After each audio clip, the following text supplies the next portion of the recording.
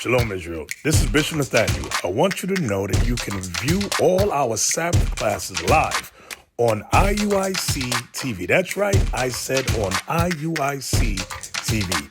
Download the app today. Shalom.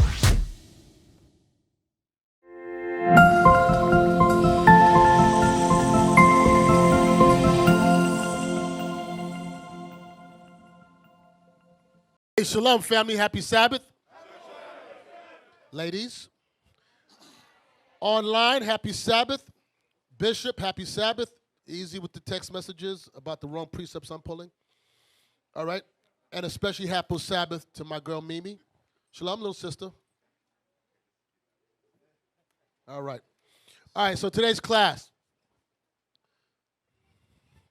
is entitled The Frustration of the Gods. Damn, I'm tired of captivity. I'm tired of this world. Hey, real quick, I'm going to send you all something IT. I know I should have sent it before, but I just thought about it as I was speaking. I don't know who to send it to, so I'll send it to Get a Liar, because Get a Liar would know where to send it to. Copy link, Telegram. Yeah, what's that group in Telegram called again? Online request? All right, yeah, I'll send it right there. So the class is spurned, thank the Most High for the Sabbath day, but the class was spurned from last week's class. The deacon Abiel taught about the principal men. I've been stuck in 2nd Ezra for a minute now, and I just got frustrated. I just got frustrated with this place that we're in, and we're in captivity when I'm a son of God, and I'm here dealing with this stuff, this world. But I understand we're here because of our sins. But that has been the question from the beginning of time, from the time we went to captivity. When are we going to get back our rightful place? Let me explain this to you. With all the sins we have committed against God from the beginning of time, he made a promise with our father Abraham. And in that promise is the reason why this earth is still standing and we still have a chance of opportunity of repentance. But at the end, we win. We just have to keep the commandments. Now, 2/3 of us are not going to do it, but there is going to be a remnant that's going to be right. Did you get what I have? Okay, so as I'm driving in and I'm thinking about, just our captivity, this came up and it just frustrated me even more. So let's play it real quick. Ladies, little ladies, pay attention.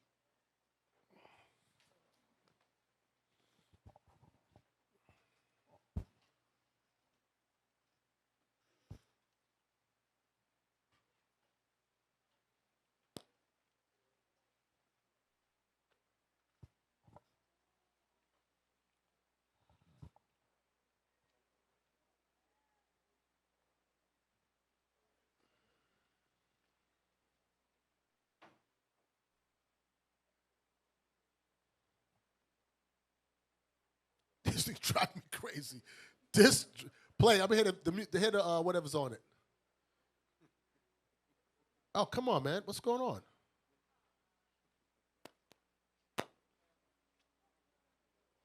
Okay, whatever.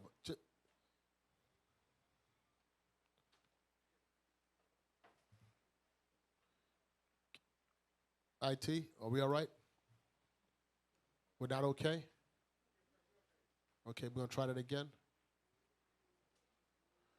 Okay, this is a slow start. Can I be patient?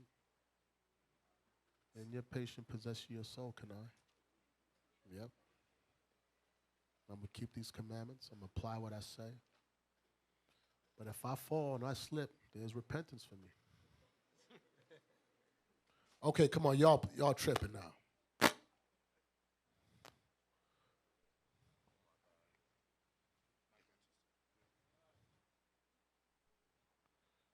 Oh, Get a Liar's not in the booth today. That's why.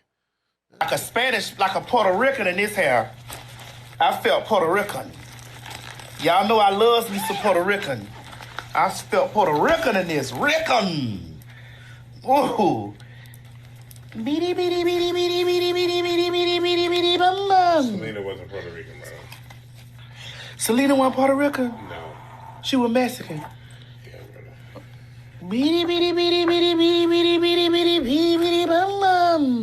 All right. So I don't know why. It just frustrated me seeing it. Knowing that we fell so long that our children are like this. That our kids are gone. That can't be named amongst us in here. We are gods. Our wives are bearing our children. And we got a little sister like this that is destroyed before she even gets started. How did we fall so low? That's what stresses me out. Okay. Let's begin in the book of Psalms, chapter 82, the frustration of the gods, verse 6. Can you read it? Yes, sir. Okay. The book of Psalms, chapter 82, and verse 6. I have said, ye are gods, and all of you are the children of the Most High. But ye shall die like men. Start a little higher. Start with verse 5. I'm sorry. Psalms 82 and verse 5. They know not, neither will they understand. They walk on in darkness. All the foundations of the earth are out of course. Our people know not, and they don't understand how great of a people there are. They have no concept of what it means to be the children of the Most High God, what it means to be chosen of Him, what it means to have His law given to us. They have no idea what it means. And it's frustrating because we out there reaching out to these people, tell them how great they are, but they cannot see beyond Christianity or politics or black, Puerto Rican, Dominican, Haitian. They can't see beyond it. They will hold up a flag of their land of their captivities and praise it. So read that one more time again. Verse 5. They know not, neither will they understand. They walk on in darkness. All the foundations of the earth are out of course. This whole world is out of course. And it's out of course because we broke the commandments. The people who God did not even think enough of as His creation, that He referred to them as spittle, rules over us. This world's out of course. Read on. Verse 6. I have said, ye are gods. God said what? Ye are gods. He said, you are gods. God said His creation He put on earth, ye are gods. All you men, hope you understand that. Ye are gods, read on. And all of you are children of the Most High. And all of you, men and women, you are all the children of the Most High God. But no, I'm sorry, I'm saying but for myself, not you. But guess what? Many of the people don't even know that. It's like the frustration. When I was reading in Ezra, and we're going to get to it eventually in the class, he was asking God, come on, God. I mean, you chose us. We're better than I know we're sinners, but we're still better than anything else out there. When is the time? When? When do we claim back our space? So a couple weeks prior, I was talking with Bishop Nathaniel, and as we get into the stuff, we're going to read something that he said in the scriptures, but he started shedding light a little more on Adam. Remind me, I want to come back and finish this, okay? And he said, when Adam sinned against the Most High God, and He removed him out of the Garden of Eden, sent him east, right? Send him east. We read it, and we said, and the cherubims guarded the gates of the east. But just think about how far he fell. Having dominion over everything on earth. He had dominion, he controlled everything. And he lost it. He went from the pinnacle, from the top, to now a vagabond scattered towards the east. All dominion rulership. You know what it's to be so high and fall so low? To become a common man? We're not common. We were never supposed to be common. And now look at us. We damn Killeen. What the hell is a Killeen? Frig. Out here going to the supermarket, trying to figure out which piece of beef or chicken we're going to buy that's wrapped up with that little green film over it. You don't know. Yeah, gosh, man, this place. Sickening. Go ahead, read it. I'm sorry. Verse 6, I have said, ye are gods, and all of you are children of the Most High. We are children of the Most High God. Read on. But ye shall die like men. But he said, you know what? Even though I made you and I told you you're gods, but because you're out of course with my commandments, you're going to die like the average man. That was Adam. He died like just anybody else. We were never supposed to die. We were never supposed to have other nations ruling over us. There was never supposed to be police brutality against us. We're afraid. We weren't supposed to know what fear was other than fearing God. Watch this. John 10. Back to this gods. So as I sit here as a God on earth with an ingrown toenail, back pain, gas. Damn. Lord, I get it, Lord. It don't feel good. Yeah, I know we messed up. I know I messed up, God. But watch this. John 10:34. The book of John, chapter 10 and verse 34. Jesus answered them, is it not written in your law, I said, ye are gods? And if he called them gods, unto whom the word of God came, and the scripture cannot be broken. And the what? Scripture cannot be broken. The scripture cannot be broken. Say ye of him, whom the Father has sanctified and sent into the world, thou blasphemest. But I said, I am the Son of God. He said, so the point was, I want to put in 35, was the scriptures cannot be broken. God said, you know what, you are God. And those words don't come back void to him, but he had to add on, but you're going to die like men because you're out of course with me. So let's just establish the scriptures cannot be broken. We are gods. Here's the thing. The other nations know that. They know that we're gods. We don't know that. We don't know. That's why they fear us. That's why they kill us in the streets, because they know there's a special power that's with us. We just got to tap into the power. So the frustration all of us should feel as men of the Most High is we got to hurry and get these people back, get them back to the laws of God so we could take a rightful place. Deacon, you want to say something? Yeah, just to further that point. They see this here in Psalms 82. They know we the gods on earth. That's why when you get to chapter 83, they're doing everything they can to try to stop you from knowing who you are. Go back to it. That's where we was going to go, right back to that. Now bring it up. Psalms chapter 83. Let's get to the point. You know what? No, start at verse 1. The book of Psalms, chapter 83 and verse 1. Read. Keep not thy silence, O God. Hold not thy peace, and be not still, O God. Come on. For lo, thine enemies make a tumult. The enemies of God make a tumult. Who are the enemies of God? Let's see. Read. And they that hate thee have lifted up the head. There are a people that hate God that have lifted up their head. They become prideful. Read. They have taken crafty counsel against thy people. They took crafty counsel against God's people, the children of Israel. Come on. And consulted against thy hidden ones. Consulted against thy hidden ones. Who are the hidden ones? Us. We are those hidden ones in the earth today. We the only people on the earth don't know where we come from. Don't know our true nationality. We argue, bicker, and fight about who we are, where we come from. Oh, I'm an Asiatic black man. Oh, I'm a Moor. Oh, I'm this. I'm African American. I'm Puerto Rican. We the only people on earth don't know our true heritage. Read. They have said, come and let us cut them off from being a nation. Those that hate God, those enemies of God have said, come, let us cut them off from being a nation.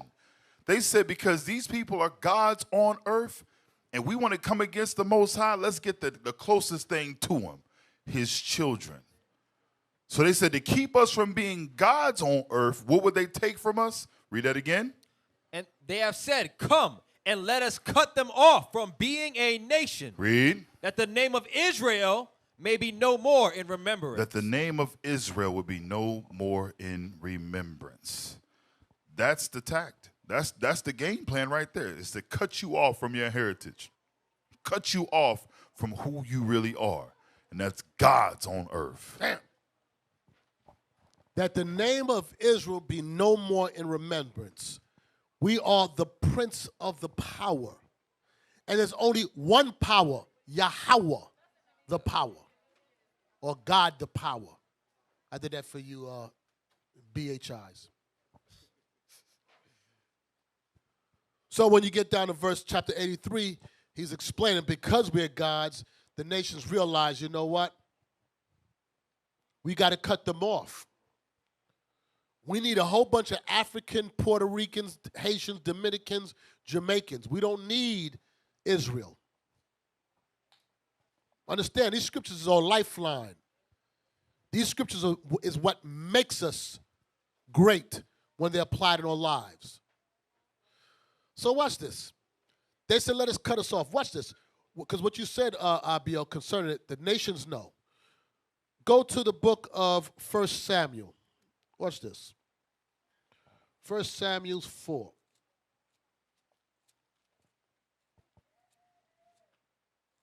1 Samuel 4. I want verse. Start with verse 1. We'll read on down. The book of 1 Samuel, chapter 4 and verse 1. And the word of Samuel came to all Israel. Now Israel went out against the Philistines to battle and pitched beside Ebenezer. And the Philistines pitched in Aphek. And the Philistines put themselves in array against Israel. And when they joined battle, Israel was smitten before the Philistines. And they slew of the army in the field about 4,000 men. And when the people were come into the camp, the elders of Israel said, wherefore hath the Lord smitten us today before the Philistines? Let us fetch the ark of the covenant of the Lord out of Shiloh unto us, that when it cometh among us, it may save us out of the hand of our enemies. So the people sent to Shiloh, that they might bring from thence the ark of the covenant out of the Lord of hosts, which dwelleth between the cherubims. And the two sons of Eli, Hophni and Phinehas, were there with the ark of the covenant of God. And when the ark of the covenant of the Lord came into the camp, all Israel shouted with a great shout, so that the earth rang again. And when the Philistines heard the noise of the shout, they said, what meaneth the noise of this great shout in the camp of the Hebrews? And they understood that the ark of the Lord was come into the camp. And the Philistines were afraid, for they said, God is coming to the camp. And they said, woe unto us, for there hath not been such a thing heretofore. Look what they said. The Philistines said, okay, they got the ark. God is coming to the camp. Now look what it says. Read on. Woe unto us. Who shall deliver us out of the hand of these mighty gods? These what? Mighty gods. They understood. They said, who is going to deliver us out of the hand of these mighty gods? Read on. These are the gods that smote the Egyptians. These are the what? The gods that smote the Egyptians. We are the gods that smote the Egyptians. Read on. With all the plagues in the wilderness. So what is it saying? When it says we're the gods, we're the ones who God came down and killed all the Egyptians for. That's why I said, you are gods. I made you to be gods. And all the other nations were afraid of us when they saw us. Give me that in Deuteronomy, is it 28? About they shall fear us, Israel. You know what I'm talking about? Anyway, they knew. Don't you notice? I'm asking you men and women out here. Don't you notice when the other nations, in particular, Esau, when you run into some of them, they seem unsettled in their spirit, and you didn't do nothing. You just around. They unsettled the way they move because their spirit know who you are. They sense an aura about you. And I guarantee most of them, they can't put their finger on it because they inbred anyway. They mommy and daddy's brothers and sisters. They don't know. But the point is, the nations knew when we're tapped in with God, we are just like him. They see us in the same light. So it's frustrating to be here, to know this wisdom, and I'm here in Killeen. I'm paying rent, light bill. Class of depressed me. Start depressing me right now. Damn. Read verse 8. Verse 7. Did you want Deuteronomy 28? Yeah, where's in Deuteronomy 28? 28:7. About to be afraid? Yeah. Yeah, let me hear it. Deuteronomy chapter 28 and verse 7. The Lord shall cause thine enemies that rise up against thee to be smitten before thy face. They shall come out against thee one way and flee before thee 7 ways. And flee before you 7 ways. That's one of them. Verse 10. Thank you. And all the people of the earth shall see that thou art called by the name of the Lord. You called by what? The name of the Lord. No, start. You read 8, right? No. What verse did you read first? Verse 7. Okay, I won't know that. Okay, 7. Yeah, okay, yeah, 10, that's it. Verse 10. And all the people of the earth shall see that thou art called by the name of the Lord, and they shall be afraid of thee. And they what? Shall be afraid of thee. And they shall be afraid of thee. Why? Because we're called by the name of the Lord. There's a power being tapped into God. So let's go back. Thank you. Verse 8. 1 Samuel 4 and 8. 1 Samuel chapter 4 and verse 8. Woe unto us! Who shall deliver us out of the hands of these mighty gods? These are the gods that smote the Egyptians with all the plagues in the wilderness. Be strong and quit yourselves like men. These men were afraid. When it says quit yourself, it means to behave yourself like men. We had these nations quaking at us. And I'm going to tell you right now, in this time period right now, when you're in order with God, when you have your wife and your children ordering God, and you're all moving together, trust me, you are a peculiar thing to them. I've experienced so many times when Esau would see us like, wow, such well-behaved children. I'm like, what do you mean? This ain't nothing. This is everyday life. Just because your little child is stealing firecrackers underneath your mattress, I mean, that's your life. But damn, we ain't, this is not no, like, it's odd to them because people and not the laws got that little girl looking like that doing dumb stuff. But the aura around us is different. Oh, those are all your children? With the same woman? What you think this is? You think this is an episode of Jerry Springer? Yeah, you act like this is some weird stuff. Oh, my goodness. And she's not my sister by birth, like you all. I didn't meet her at the dinner table. A little nasty. Okay, stop. Come on, let's go. About being gods. Exodus 11. Watch this. Exodus 11. Edomites met his wife at the dinner table. Mom, who's that? That's your sister. Oh. Exodus 11, verse 7. Exodus chapter 11 and verse 7. But against any of the children of Israel shall not a dog move his tongue, against man or beast, that ye may know how the Lord hath put a difference between the Egyptians and Israel. You understand what it says? But against any of the children of Israel, not a dog move his tongue. Against, when God, not even a dog would move his tongue against us. Why? Because there was special power on us. When the Lord gave us dominion over this earth, listen, there was no animals killing us. We subdued all things. Not even a dog would wag his tongue against us, would even think to bark. So when I read these things and I see myself and I see these other nations look me dead in my eye, like staring at me, I'm like, damn, I fell low. Because there's one time you would have dropped your head when you saw me. Now I'm dropping my head. Yes, officer. That don't bother y'all? Yes, sir. Nobody's upset that we fell so far that now we like we got to answer to somebody? Other than God? Yes, officer. Yes, sir, officer. Can I get your license? Yes, sir, officer. Yes, sir. I yes, sir, them officers so much, man. Yes, sir. Yes, sir, officer. Yes, sir, sir. Yes, sir. Have a nice day. Be safe out there, officer. They pulling up. I clench. My daggone glutes get tight. You know, I'm supposed to be ruling this earth, and I'm over here stressed out.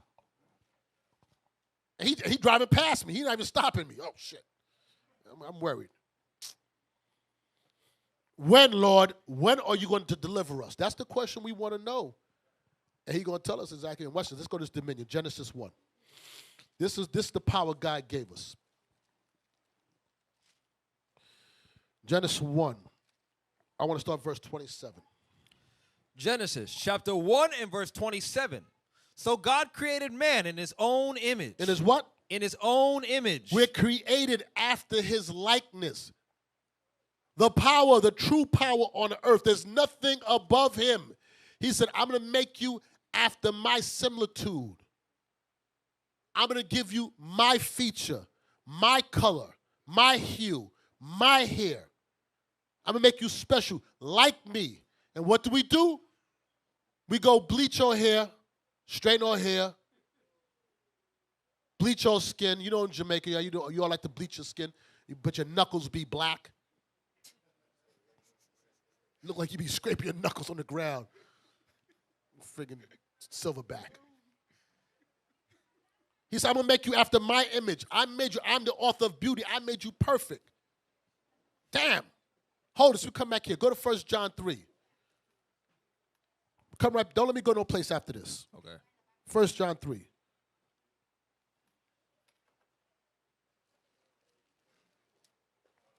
First John 3.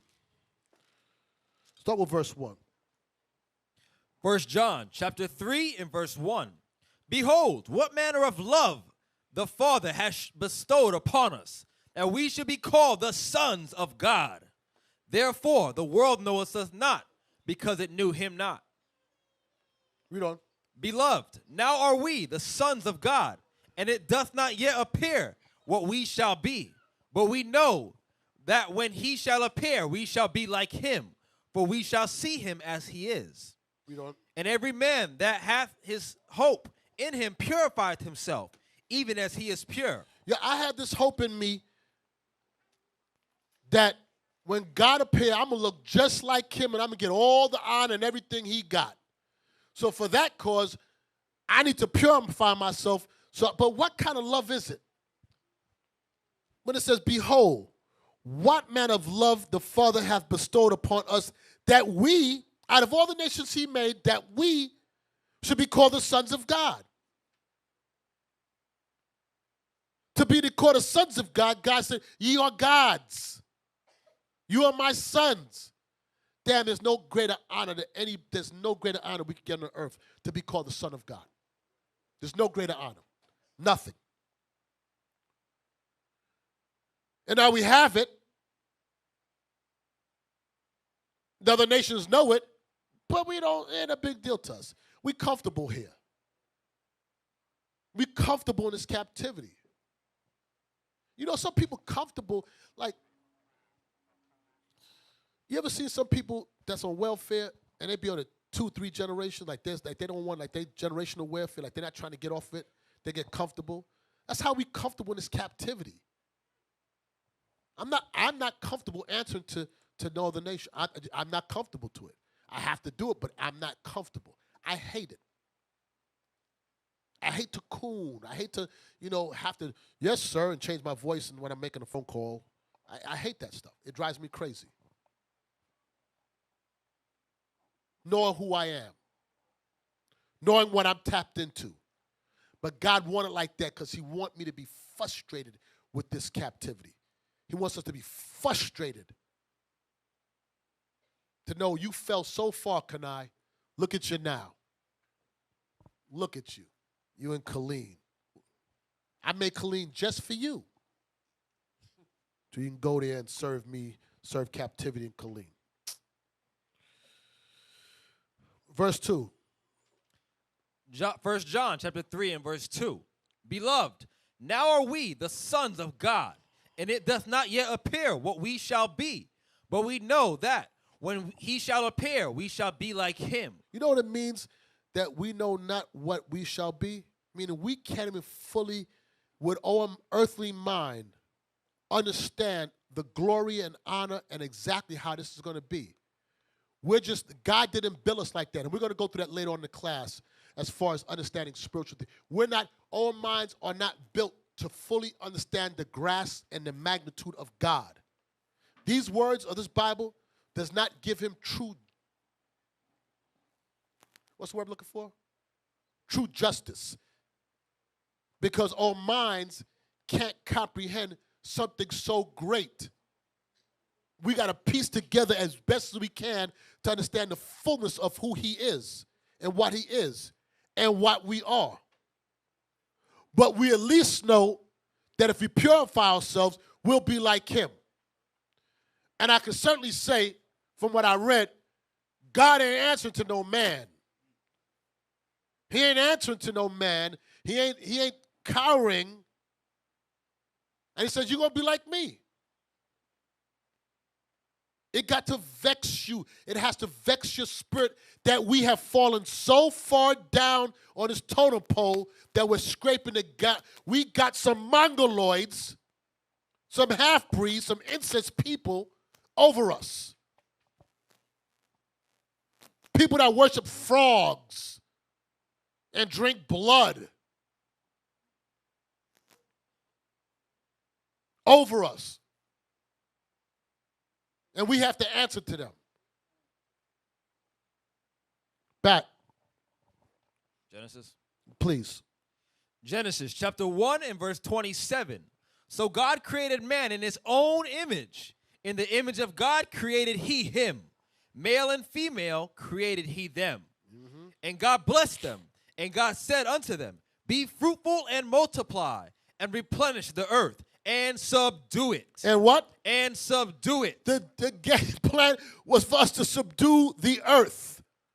Subdue, bring under control, under subjection, underneath our hands. I talk like this because I believe it.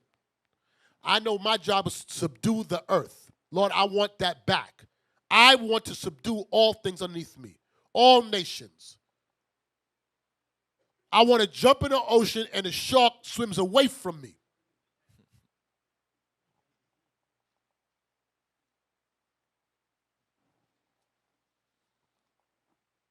And subdue it. Watch this real quick. Psalms 47. We're coming right back here. Psalms 47. Verse 7. Psalms chapter 47 and verse 7. For God is the king of all the earth.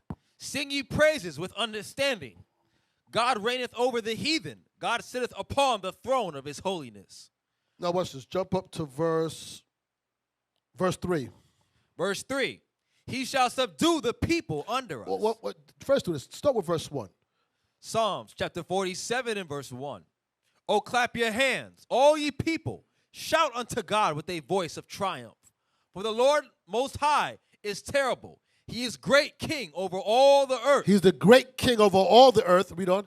He shall subdue the people under us. He's going to what? Subdue the people under us. He's going to subdue. He gave us authority, and he said, I will subdue the people. And you know how he's going to subdue them? You think he's going to come down here and subdue them? Well, last day he's going to destroy them. But in those time, in the beginning, was he's putting a spirit upon us that all this is going to fear us. He took that hedge off of us. You see Jake out here, wild beast, on the corner, gun in their waist, shoot up the place, kill everybody. One fat white cop with a donut, they start running.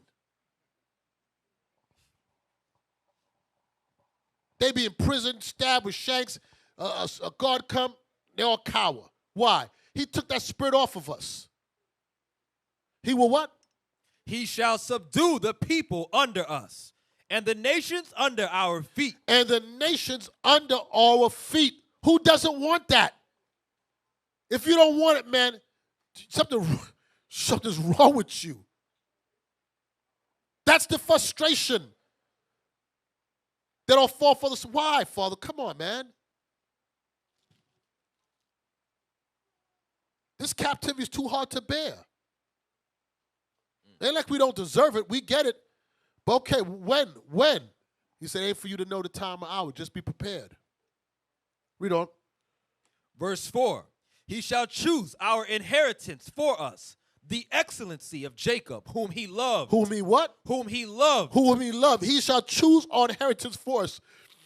You know what he chose for our inheritance? The whole earth. That's right. It wasn't just a little plotted land in the corner of the world. He said, I made the world for your sake. And everything on it. And I'm in Killeen. Damn, this sucks. No shot at you all here, because you all are Killeen too. But what read? Read on. No, go back. That's it. That's good. So back to Genesis 1:28. Genesis chapter 1, verse 28.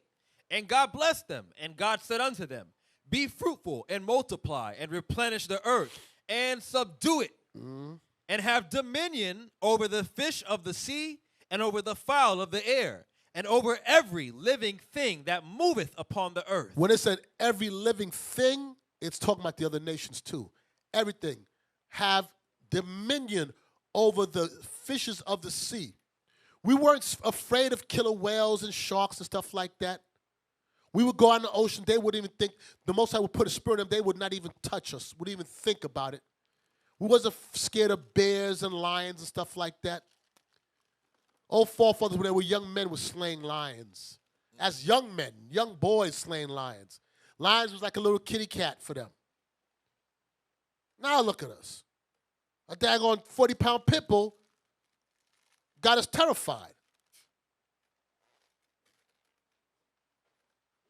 That would have been a joke. A pit bull to us in all glory wouldn't have been a chihuahua to us. We would just look, and that dog would.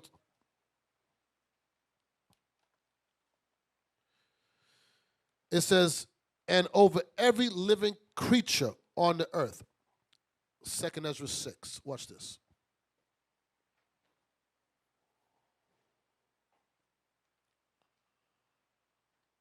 Second Ezra 6, verse 54. 2 Ezra chapter 6 and verse 54. And after these, Adam also, whom thou madest Lord of all thy creatures, of him come we all. And the people also whom thou hast chosen. All nations came from Adam, but more importantly, the people whom he have chosen. Who's that? I know everybody should know that answer. What's the scripture we're looking for? Nobody? Okay. What's Isaiah 44 when it says chosen? It says chosen, right? Pull it. Isaiah chapter 44 and verse 1. Yet now hear, O Jacob my servant, and Israel whom I have chosen. Thus saith the Lord that made thee and formed thee from the womb. Right. That's it. That's it. Chosen. So Israel is chosen. So out of all nations he made, his chosen one was us. Verse 55. 2 Ezra chapter 6 verse 55. All this have I spoken before thee, O Lord, because thou madest the world for our sakes. And as for the other people, which also come of Adam, thou hast said that they are nothing, but be like unto spittle. He said what? But be like unto spittle. He said the other nation that he made, they're nothing. They're like unto spittle to him. I'm telling you the power of this Bible, man. The world, everything in it was made for our sakes. It was fashioned for us. Sidebar, I said this over and over again. That's why this world is out of course today, because we are not ruling it. The gods that God made us not ruling it. That's why there's pollution. The ozone layer is thin. The land doesn't yield. The ocean is polluted. Air is polluted. The foul foods, because the people who are tapped into the earth, who was made for, is not ruling the earth. So it will never be right until we're back in all rightful positions. The land is mourning without us. the gods that God created to rule it. You understand that? Yes, sir. But it comes back and says, what, Kani? And has likened the abundance of them unto a drop that falleth from a vessel. He said, they are likened like a drop. These nations are insignificant to him. This is the cold hard, for you Christians out there, this is the cold hard reality of the Bible. God had a chosen people, which are the Israelites. We just read in Isaiah 44. And God called all the other nations, which he created, they're nothing to him, but like spittle, and they're insignificant, like a drop from a large bucket. Please do not try to finesse St. John 3:16 and all these other scriptures. There's no difference between Jew and Greek. There's another class, another time. But it don't mean that. It don't mean all nations are going to be saved. If it did, it would disregard what we just read. That means God is bipolar, and he meant something someplace else and he changed. Come on, let's stop. He said they're insignificant to him. They mean nothing. Why do they don't mean anything to him? Because he has his eyes on us. And the only reason this earth is standing today is because of us. Because he's trying to get us right. Let's read on. Verse 57. And now, O Lord, behold these heathen, which have ever been reputed as nothing. From the beginning, they were never nothing to God. God never cared about them. Read on. Have begun to be lords over us and to devour us. They became to become lords over us. That's the frustration, that we got people that he don't even care about ruling over us. Damn. He said they spit. I got spit ruling over you. What did we do so bad? We sinned against God. God said, I got something for you gods. I'm gonna turn you into African Americans. Watch. I'm gonna fix you. I'm gonna set you in Killeen and let you serve right here. And I'm gonna pick a people who I don't care nothing about. He said, I made them for their destruction, but no. I'm gonna fix you. I'm gonna put them over you. And then I'm going to remind you that you're gods. And here comes the frustration. This is the frustration I serve with. I got something over me. Anyway, let's read on. I don't know if y'all feel the same way. I know how I feel right now. I'm stressed. One more time. Verse 57. Verse 57. And now, O Lord, behold, these heathen, which have been ever reputed as nothing, have begun to be lords over us and to devour us. But we thy people, whom thou hast called thy firstborn, thy only begotten, and thy fervent lover, are given into their hands. Man, well, when it says fervent lover, let me say this. In comparison to the nations, yes, we're a fervent lover. But we know we don't love God fervently with all heart, mind, and soul, because we wouldn't have been in this situation if we did. But if you want to weigh us against the nations, their nations ain't nowhere close to us. And all our sins we have committed, we are the best thing, or the only people that ever could serve God right, or tried to. Weigh us on the scale against the nations, they are nothing. They can't be tapped into him, because the laws was only given to us. Now, don't mean we righteous, but out of all his creations, we do have a bit of his spirit on us. And for that reason only is why we still here. Dick? Y'all see why they removed the Apocrypha, right? Right here, there's no getting around how the Lord feels about the other nations. Even though this exact same thing is in Isaiah, the 40th chapter. It says the exact same thing. They got rid of this here because they don't want anything that's going to bring you closer to who you are, you understanding how special you are. This is why they remove imagery. Edom don't give a damn about nothing. They don't care what you make Christ out to be as long as you don't make him what? The moment you add the imagery of what he really looks like, oh, no, we can't have that. Color don't matter. Now color don't matter. All our lives, color meant something. White Jesus is in the church. White Jesus in your Bibles. White Jesus is on your refrigerators. The moment you identify with yourself, the moment you look at yourself and you see Christ in yourself, is the moment now they come against you. Why? Because they don't want you to know that you're God's on earth. Are y'all seeing this? I pray y'all get this, because like I said, this is a part of us coming back. This is a part of us taking back what rightfully belongs to us. Sisters, you too. Any imagery that puts y'all in a light of being who you really are, they want to destroy it. That's why they want you looking like they women. That's why they want your hair blonde. They want you bleaching your skin. They want to destroy the true imagery of God so that you don't see yourself. You understand? So watch this. You know, being that you said that point, and Bishop said this before in the class, that you could be anything. You could be a Christian, you could be a Muslim, you could be whatever you want to do. Crip, blood, he, she, it, them, binary, trinary, whatever it is. They have no problem with that. But call yourself the Israelites. Now it's like, okay, what do you, oh, come on, what do you, it changes. You could have your 14-year-old son dressed like a girl and his girlfriend or boyfriend dressed like, you know what I'm trying to say, that Babylon thing. And everybody say, oh, there's nothing wrong with that. Start growing your beard. Start wearing fringes.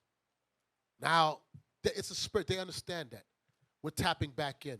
And guess what? There's nothing they can do about it. The whole point of this class, to let you all understand, I want this class to end with all of us frustrated. Because in that frustration and uneasiness is going to bring about change. When you're comfortable, you ain't going to do nothing different.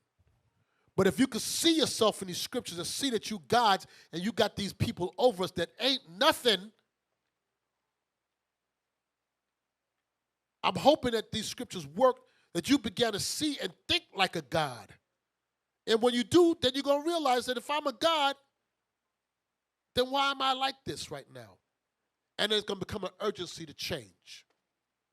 And if we can get every man to think like that and all women to fall in suit, we're going to bring about Christ's kingdom. So watch that. Let's read that verse again. What verse was that, 58? Verse 58, yes, sir. Read on. Verse 58. You want to read the next verse? Yeah. Verse 59. If the world now be made for our sakes, why do we not possess an inheritance with the world? How long shall this endure? That was the question. How long are we going to endure this? If the world was made for our sakes, Father, remember, we was in captivity then. How long shall we endure? Remember, these things troubled the prophets' minds when they heard these things, when they saw these things. How we fell. How long, Father, shall we endure? Watch this. We're going to come back to Sirach later. Let's go to the book of Ecclesiastes in the Bible. I want Ecclesiastes 10. Think about it. I want you men and women to think about it. How great a people we were, as far as we are, but where we were ruling and living. When we was in Old Kingdom, sisters, y'all didn't work. You had servants. You had maid servants. You may have manservants. You didn't have to do nothing but just give instruction. We were super managers. We knew how to manage everything. I managed everything from my throne. Didn't do nothing that I didn't want to do. I had somebody do it for me, another nation. And then guess what happened? 10 and 7. Ecclesiastes chapter 10 and verse 7. I have seen servants upon horses and princes walking as servants upon the earth. No, let's read it high. Start with verse 6. Verse 6. Folly is set in great dignity. Folly, sin. These other nations are set in great dignity. Read on. And the rich sit in low place. And those that are rich in the Lord, we sit in low place. Listen, right now in England, I forgot, what's the woman name again over there? The Queen? Queen Elizabeth. What's her son name again? Henry. Nah, her son, the Queen's son.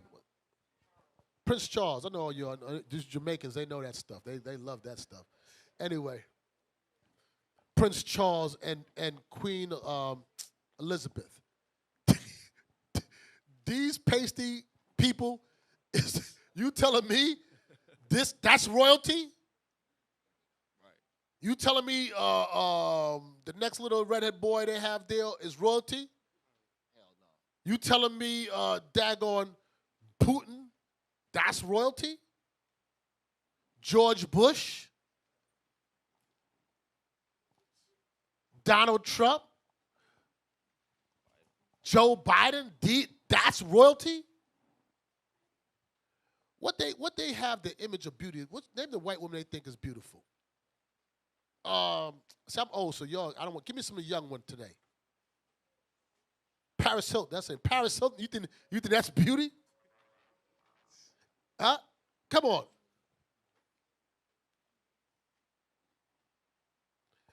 Folly is set in great dignity. Those people that queen, she ain't nobody. Not to us. Maybe to them.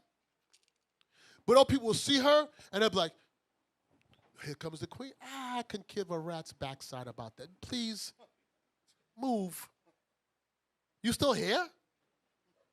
Damn. You see Prince Charles's wife? Pull that decrepit Tales from the Crypt woman up for me. What's her name again? Paul, you know them English. You from Jamaica. Don't act like you don't know, please. Okay, y'all drinking tea over there. What's the name woman? I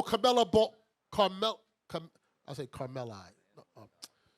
What's the woman name? You know, not you, Carmella. I'm sorry, I missed that. What's the name? Carmella. Yeah, whatever. Pull it up. Pull that he, she looking thing up. Is this too much to ask for you guys? Is this going to be 15 minutes? Because I can just go on. IT? You guys got it? No. Oh, you guys got to be joking. I said Camilla Bow. I said Prince. This is not Kamala Harris. Lord Jesus, man. Lord Jesus. I can't make it up. Anyway, let's read on. Oh, we got it. Let's read on. Ecclesiastes chapter 10 and verse 7. No, I want you to read 6 to 7. Verse 6. Folly is set in great dignity, and the rich sit in low place. I have seen servants upon horses, and princes walking as servants upon the earth. This is the vision he saw. I've seen servants upon horses. We've seen the other nations above us riding the horses. And we, the sons of God, is what? Walking as servants upon the earth. We are walking as servants upon the earth. That was an astonishment. Imagine seeing this in the vision. And you see yourself back then picking cotton. What? Somebody taking your child from you and there's nothing you could do. Imagine the turmoil in Moses' mind when he saw that. That's why he said in Sirach, can these dead bones live? Because we went flat. You found out that Edomite? IT. You found it? The one I'm looking for? Yes or no? Okay, don't worry about it. We'll move on. Thank you.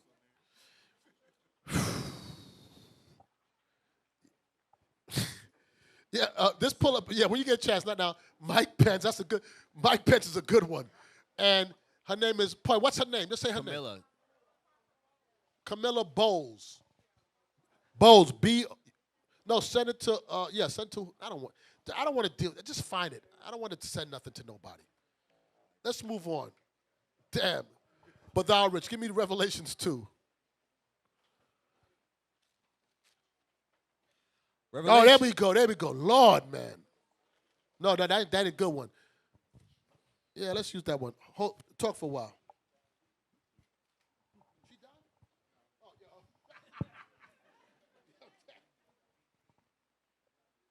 No, I said she looked like she died years ago. Face looked like leather. I want Israel to understand a point how far we fell. while Bishop grabbing that. To show you the disdain and disrespect these nations have for us, you notice how when we go to the stores or you go different places, they want eye contact and conversations with your children. Because in their minds, they feel like they still own you. They feel like they still have power over your children. That's why we got to start teaching our children, stop talking to these people. That's a stranger, all right? It's showing you how they have no respect for our people whatsoever. Yep. All right, I sent you something too, but let me see that one. Pull her up.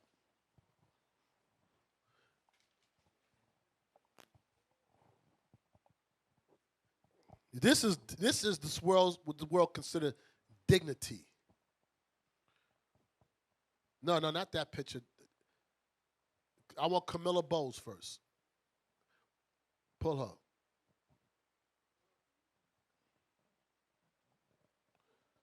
Oh, Lord. That, you telling me that is what is held up in high esteem on this earth?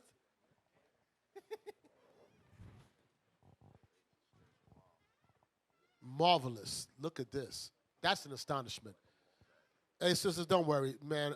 On your worst day, you ain't even, please. You're not even close to that thing. That looked like a man. That looked like a man. Now, I want you to picture her back.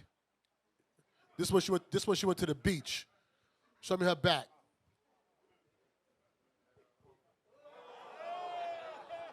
She looked like pork rinds. Look at that. This is what's ruling over us? Are you serious? Look at that. Lord Jesus. Damn. Y'all better be angry because that's who rule over you right now.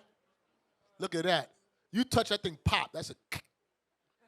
Look at that. All right, let's get that thing off the screen. You know. Okay, what was I talking about just now? Revelations 2:9. Oh yeah, great riches. I don't worry. Yeah, just read it. Why not? Because let me go back why I'm pulling this for. In Ecclesiastes 10, verse 6, it says, "Folly is set in great dignity, and the rich in a low place." What's the rich talking about? Let's go. Revelation chapter 2 and verse 9. I know thy works in tribulation and poverty, but thou art rich. And I know the blasphemy of them which say they are Jews and are not. It says he knows the poverty that we've been to, but thou art rich. He knows the tribulations we went through, but thou art rich. He knows the people that lied to say they're Jews, but it's okay because we are rich. What are we rich in? This word was committed unto us. The oracles of God belongs to us. The Commonwealth of Israel is the source for us, which is this Bible, Christ dying for us. But even though they call themselves the Jews, even though they call themselves royalty, which is damn sure ain't no royalty, but we are the ones rich. Watch this real quick. Romans 3. It's the prophet. Romans 3. Romans chapter 3 and verse 1. You read. What advantage then hath the Jew? What is the advantage do we have being the Jews? Or what profit is there of circumcision? Or what profit is those that have the covenant or agreement with God? You understand? God makes agreements with us. He makes promises with us. Only promise he made with other nations that I'm going to destroy you. That's the promise he made with them. They're going to come back and destroy them. Read on. Much every way. Chiefly every way. Much every way. There's an advantage to being the Jew. Because we are the sons of God.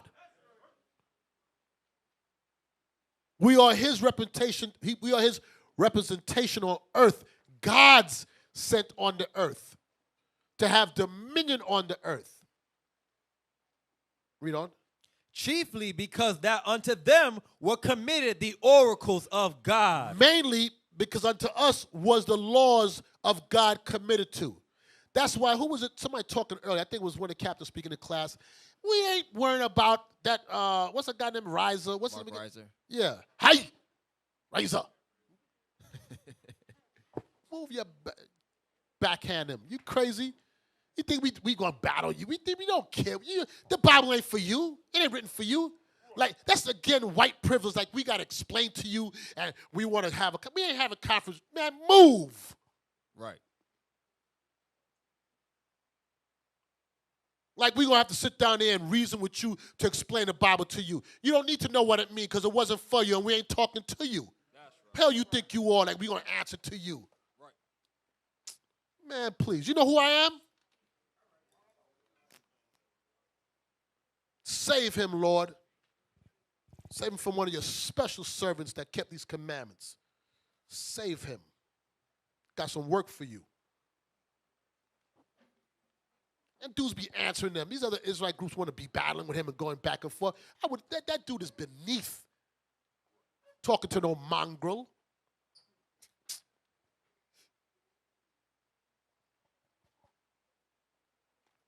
Luke 17. He want to go through and he had this preeminence like he deserves an audience. I've been waiting. Man, drop dead. Only people I'm concerned of is those that want to repent, that's Israelites. You ain't have nothing to do with this. You know, in the past in these scriptures, he would never raise his head and speak up to the sons of God. That's how you know we fell. I'm praying God cleave his tongue to the roof of his mouth. Okay, Luke 17, verse 20. Luke chapter 17 and verse 20. And when he was demanded of the Pharisees, when the kingdom of God should come, he answered them and said, the kingdom of God cometh not with observation. So here's the question again. It came back. They want to know. They said, when is the kingdom of God is coming? So it was always, we always knew that the kingdom was slated for us, that we were going to get it back. That's not a new question in the earth. Many of the prophets asked the same question. It says, and he answered them and said, verse 20. And when he was demanded of the Pharisees when the kingdom of God should come, he answered them and said, the kingdom of God cometh not by observation. Read on. Verse 21. Neither shall they say, lo here or lo there. For behold, the kingdom of God is within you. The kingdom of God is within us.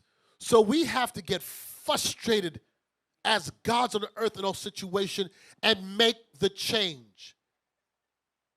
We have to convince our people how great they are and what the benefit is in keeping God's commandment, faith in Christ, so we can come back to our state. That's why frustration is going to bring about that. It's going to make us want to change, hand out a flyer to somebody, do something to bring it about. God said, as soon as you're sick and tired of this being at the bottom, you're going to get up off your hands, and you're going to get up out there, and you're going to bring about the kingdom. Once you do your job, I'll do mine. So don't ask me when it's going to be. Make it happen. But I'm going to leave signs for you all to see that we coming to that point. But I'm not going to tell you today. Just be ready. Just be ready. Watch this. Acts 1. We always read this. Acts chapter 1 and verse 6. Read. When they therefore were come together, they asked of him, saying, Lord, wilt thou at this time restore again the kingdom to Israel? And listen, read on. And he said unto them, it is not for you to know the times or the seasons which the Father hath put into his own power. Well, look what he says. He said, is it the time now? Again, the prophets knew to restore the kingdom to Israel. Are we up yet, Lord? Is it time for us to get back our place? So again, it's not an odd question. He said, but what? Read again verse 6. Verse 6. When they therefore were come together, they asked of him, saying, Lord, wilt thou at this time restore again the kingdom to Israel?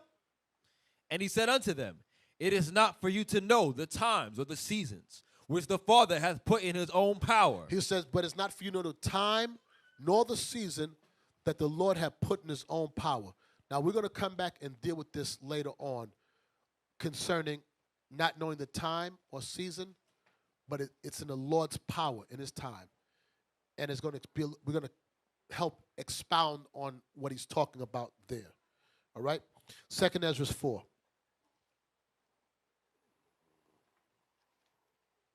Watch this. 2nd Ezra 4, verse 35. Look at the question being asked. 2nd Ezra, chapter 4 and verse 35. Did not the souls also of the righteous ask question of these things in their chambers, saying, how long shall I hope on this fashion? When cometh the fruit of the floor of our reward?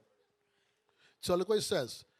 Did not the souls also of the righteous ask question of these things in the chambers, saying, how long shall I hope on this fashion?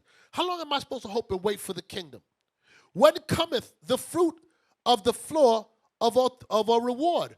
When are we going to get back the kingdom? Ezra asked. The Pharisees asked. The apostles asked. Everybody, that's the question at hand. When? When do we get back rulership? When do we come back to our natural state as gods? People want to know. Matthew 24. And after that, we're going to come back to Ezra. So I'll begin in Ezra. Matthew 24, verse 36. Matthew chapter 24 and verse 36. But of that day and hour knoweth no man. No, not the angels of heaven, but my Father only. Right, it says, I'm sorry. But no man, but of that day and hour knoweth no man. No, not the angels in heaven, but the Father only. Only God knows when that time is going to be. But he will leave signs and tokens for us to put together the puzzle on his coming and all redemption. All right? So let's go back. I want to begin in the book of 2nd Ezra now. I did all that to get here. 2nd Ezra chapter. Oh, my first Ezra.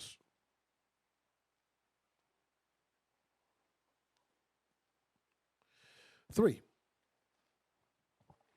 And I want to start at verse 1. 2nd Ezra, chapter 3 and verse 1. In the 30th year after the ruin of the city, I was in Babylon and lay troubled upon my bed, and my thoughts came up over my heart. Okay, so real quick. 30, it says, in the 30th year after the ruin of the city, I was in Babylon. What city is he referring to? Who knows? Right in front, Enos. Yes, sir. He's talking about Jerusalem, sir. Okay, anybody else? Let's move on. He's talking about Babylon. When Babylon fell, all right? All right, read on. Verse 2. Remember, okay, now that's going to go into something else. He's talking about Babylon. Read on. For I saw the desolation of Sion, and the wealth of them that dwelt at Babylon. Read on. And my spirit was sore moved, so that I began to speak words full of fear to the Most High. Now watch this. I'm going to read verse 1 to 3. In the 30th year after the ruin of the city, I was in Babylon, and I lay trouble upon my bed, and my thoughts came up over my heart. For I saw the desolation of Zion, and the wealth of them that dwelt in Babylon. And my spirit was sore moved, so that I began to speak words full of fear to the Most High, and said. Now when he says he began to speak, I'm sorry, when he said, and I began to speak words full of fear to the Most High, and said, look, what do you think he meant? Oh, you know what? Forget that. We're going to read on and come back, because maybe it'll help you help explain it for you. Read verse 3 or verse 4. Verse 4.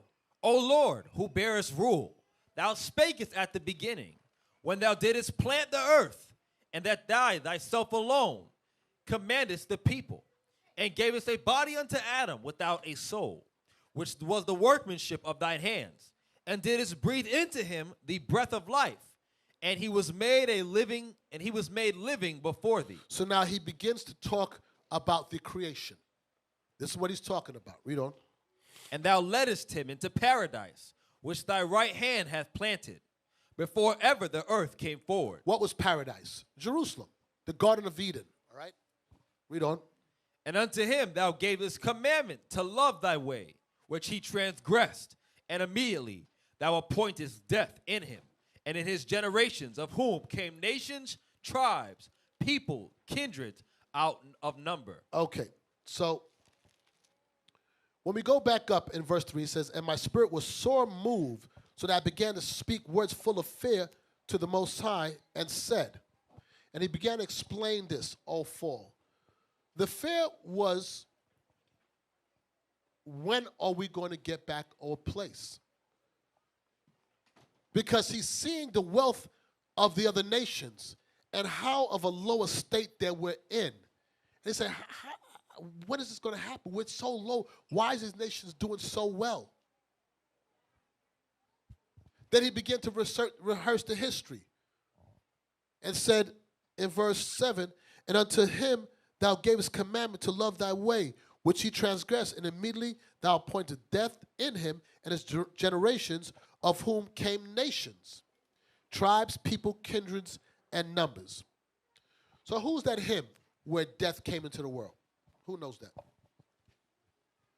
Anybody?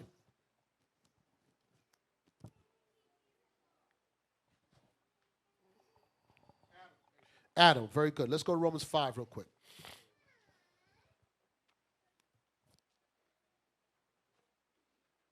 Five and 12.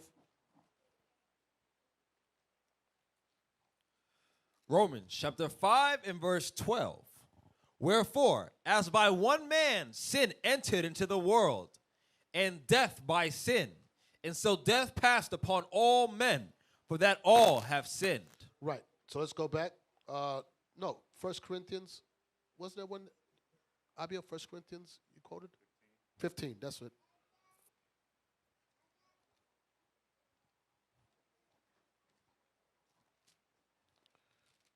Fine, I don't know. I'm not looking at it, so I'm looking for something else right now. So go over it real quick.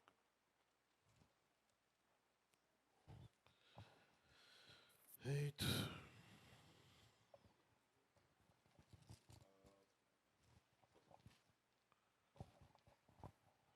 Yeah, 1 Corinthians 15 and started verse 21.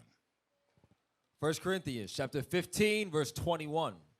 For since by man came death, by man came also the resurrection of the dead. For since by man came death, what is that death talking about? And what man was it that it came by?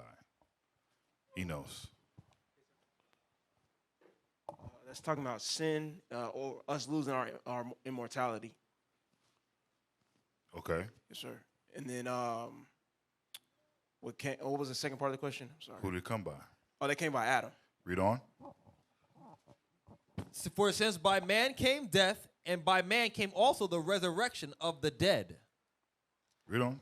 Verse 22. For as in Adam all die, even so in Christ shall all be made alive. For as in Adam all die, even so in Christ shall all be made alive. All be made alive. Believe it or not, there's a part 2 to last week's class that I'm going to do.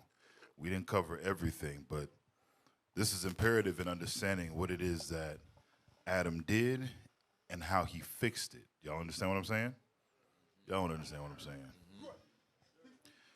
Whatever the case may be, when Adam messed up, who was affected by it? Everybody. All of us. Give me that. Second Ezra. You got us? You ready, sir? No, go. Give me Second Ezra, chapter 7.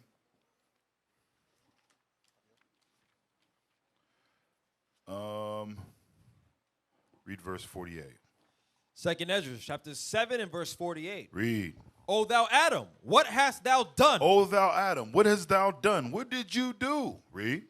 For though it was thou that hast sinned, thou art not fallen alone. You didn't fall by yourself. Even though it was you that messed up, it was you that sinned. You have not fallen alone. Read. But we all that come of thee.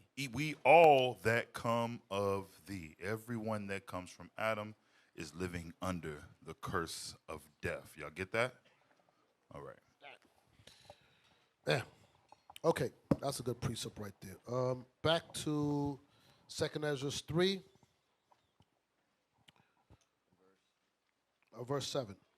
Second Ezra chapter 3 and verse 7. And unto him thou gavest commandment to love thy way, which he transgressed, and immediately thou appointest death in him and in his generations, of whom came nations, tribes, people, kindreds, out of number. We read that, remember, in 2 Ezra 6, about all nations came out of Adam, remember? Read on. Verse 8. And every people walked after their own will, and did wonderful things before thee, and despised thy commandments. And again, in process of time, thou broughtest the flood upon those that dwelt in the world, and destroyedst them. And it came to pass in every one of them, and it came to pass in every of them, that as death was to Adam, so was the flood to these. So look what it says. It says, verse 8, every people walked after their own will and did wonderful things before thee and despised thy commandments. It says, and again, in the process of time, thou broughtest the flood upon those that dwelt in the world and destroyed them.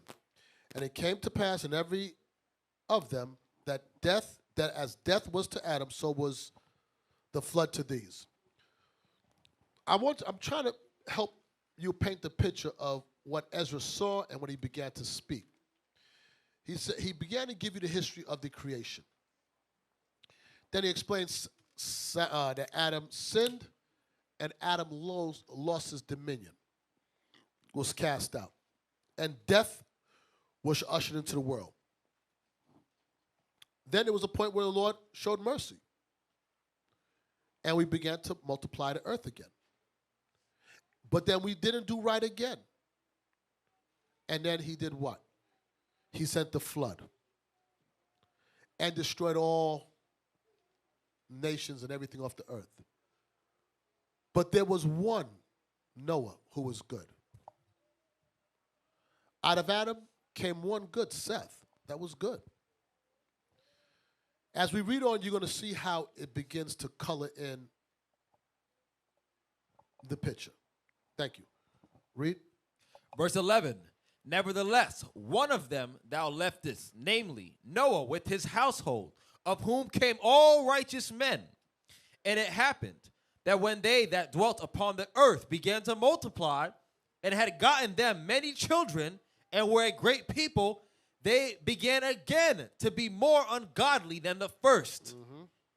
Now when they lived so wickedly before thee, thou didst choose thee a man among them, whose name was Abraham. Him thou lovest, and unto him only thou shewest thy will, and made an everlasting covenant with him, promising him that thou wouldest never forsake his seed. Right there is that. It is for us right there. That's why we're here today. He made a covenant. So once again, when we began to multiply, what did we do? We went back to sinning again. But there was a good man. There was one man, Abraham. And because of that, he made this promise. And that's why we're here today. And on the earth today, it's going to be the same thing. There's going to be a remnant of those that's going to be right, that's going to understand. So Adam, his sin, he fell. Noah warned the people, sinned, the whole place got destroyed. We came back, we began to sin again. Adam, which is the chosen, which we are the chosen from Adam's seed. Read on. Verse 16. And unto him thou gavest Isaac, and unto Isaac also thou gavest Jacob and Esau. And as for Jacob, thou didst choose him to thee, and put by Esau. And so Jacob became a great multitude. So now out of Isaac, which was the son of Abraham, came Jacob and Esau. And out of that, he chose Jacob. But he put aside Esau. Hold this real quick. Let's go to the book of Romans.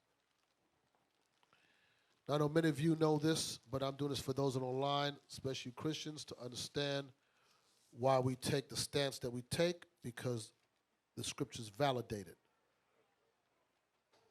Romans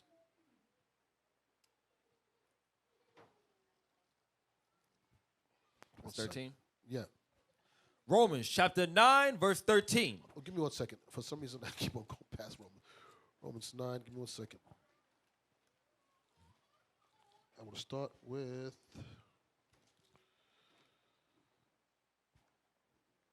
Start with verse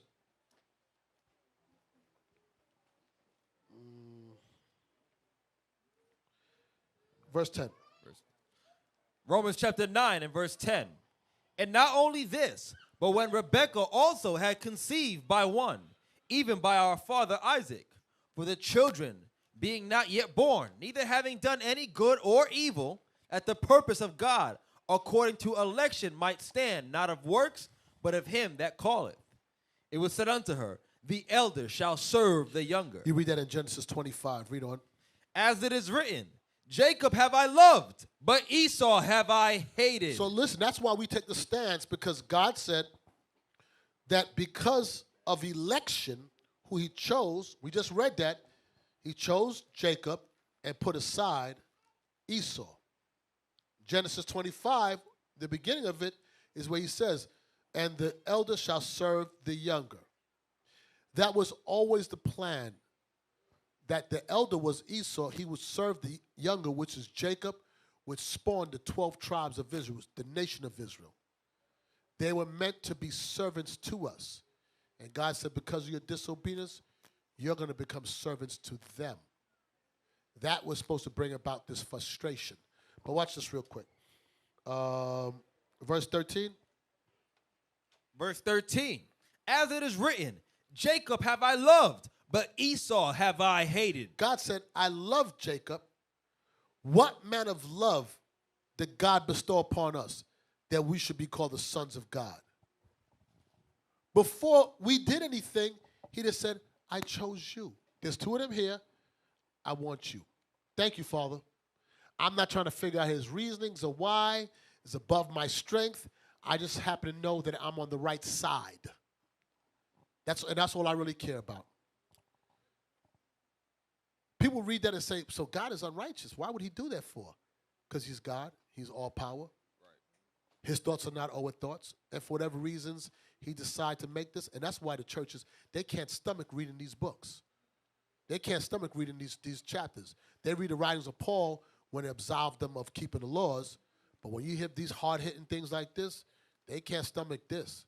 God works in mysterious ways and all kind of ad-libs and whatever stuff they make up.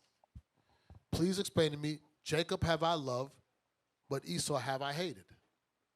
He said before they were born, that's how it was. Read on. Verse 14. What shall we say then? Is there unrighteousness with God? God forbid. For he saith to Moses, I will have mercy on whom I will have mercy. He said to Moses, I will have mercy on whom I choose to have mercy. Read on. And I will have compassion on whom I will have compassion. And then, we try to understand God's movements and how he deals. And then we get perplexed because we're so self-willed as a people, we don't understand why. Why would you do that, God? Why would you, like some people have a child, like why would you kill the baby? Because God chose to. You think God has to give us an answer for his doings? Why won't you deliver us yet, Lord? Because I don't want to. But why? Even with little kids, don't you know some little kids when they say, but why, but why? Don't you get frustrated after a while? Shut your black lips up. But why? Sit. I said, keep quiet. There don't have to be a rhyme and reason for us to understand why God chose us, why God said he's going to kill these nations, why God said he hates. I know the churches, you never heard that before in the Bible, but the same Bible that you clasp in your hand while you singing those hymn songs is the same Bible we're reading out of, and God said he hated somebody. That's just what it is. It's not an allegory. It's not another meaning behind it. It's what it says. Now, you could die in disbelief. So be it. But I'm going to move as a son of God and say, as it is written. Read that again. Verse 15. For he saith to Moses, I will have mercy on whom I will have mercy, and I will have compassion on whom I will have compassion. So then it is not of him that willeth, nor of him that runneth, but of God that sheweth mercy. So you can have the other nations that want in their mind to keep these commandments and say, I'm going to keep the commandments, but you're not going to be chosen of him. It's not by him that willeth or runneth, but whom he chose. I'm going to tell you so you can understand. The other nations, the best you have, you can get out this deal when we get back in our rulership, is serve us. Other alternative is to die. Right. Two places you can stand. Now, if serving me is too much for you to bear, you die. But if you want to serve and be obedient, I'm going to work you to death. I'm going to grind you like powder. No, I'm going to be fair according to the laws of God. But I will work you with rigor. I will make mess just for you to work. Verse 17. Verse 17. For the scripture saith unto Pharaoh, even for this same purpose have I raised thee up, that I might shew my power in thee, that my name might be declared throughout all the earth. For this same power he raised up Pharaoh and didn't let him go, that he could show his power. All right, let's go back. Back to Sirach. Back to 2nd Ezra. Thank you. 2nd Ezra, chapter 3 and verse 16. Read. And unto him thou gavest Isaac, and unto Isaac thou gavest Jacob and Esau. And as for Jacob, thou didst choose thee, and put by Esau. And so Jacob became a great multitude. Read. And it came to pass that when thou leddest his seed out of Egypt, thou broughtest them up to the Mount Sinai. And bowing the heavens, thou didst set fast the earth, movest the whole world, and madest the depths to tremble, and troublest the men of that age. So it says, verse 17, and it came to pass that when thou leddest his seed out of Egypt, because we went in as a family, we came out as a nation during the time of Pharaoh, thou broughtest them up to Mount Sinai. We made ourselves back to the land. And bowing the heavens, thou didst set fast the earth, movest the whole world, and madest the depths to tremble, and troublest the men of that age. Okay, watch this. 2 Samuel 22, we're going to come right back here. 22, verse 8. Makest the heavens to bow. Watch this. 2 Samuel 22, verse 8 through 10. 2 Samuel chapter 22, verse 8. Then the earth shook and trembled. The foundations of heaven moved and shook because he was wroth. There went up a smoke out of his nostrils, and fire out of his mouth devoured. Coals were kindled by it. He bowed the heavens also, and came down. He bowed the heavens also, and what? And came down. And came down. So when it said he bowed the heavens, God came down and dealt with us. That's our power, all right? Finish that. And darkness was under his feet. Back to 2nd Ezra. 2nd Ezra, chapter 3 and verse 18. And bowing the heavens, thou didst set fast the earth, movest the whole world, and madest the depths to tremble, and troublest the men of that age. What was God doing at the time? He brought the plagues on the earth for our sakes. He showed through his power that he is the true and the only power. Read on. And thy glory went through 4 gates of fire, and of earthquakes, and of wind, and of cold, that thou mightest give the law unto the seed of Jacob, and diligence unto the generation of Israel. Now look what he's saying. And thy glory went, the glory is Israel, and the glory went through the 4 gates of fire, earthquake, wind, and cold. This is what they experienced to get back to the land. And it says that thou mightest give the law to the seed of Jacob, and diligence unto the generation of Israel. Read on. Verse 20. And yet tookest thou not away from them a wicked heart. He said, but you know what? Even though we went through this, God did not take away from us a wicked heart. He said, I ain't taking away that wicked heart from you. Read on. That thy law might bring forth fruit in them. He said that the laws might bring forth fruit in them. God wants to see his laws exercised in our life. So he said, I'm not taking away that wicked heart out of you. It's going to stay in you. And now you're going to prove to me that you can subdue that heart. I made you as a God, right? You godlike. Learn to control yourself. Rule your mind. Subdue your thoughts. How can you rule the earth if you can't rule yourself? Everybody following? Yes, sir. So we shouldn't be brought to subject of anything. If we're brought into the subject of sin, that means sin has what over us? It has dominion over us. That means it rules over us. Is it supposed to rule over us? Nothing is supposed to rule over us but God. If we're God's made after him.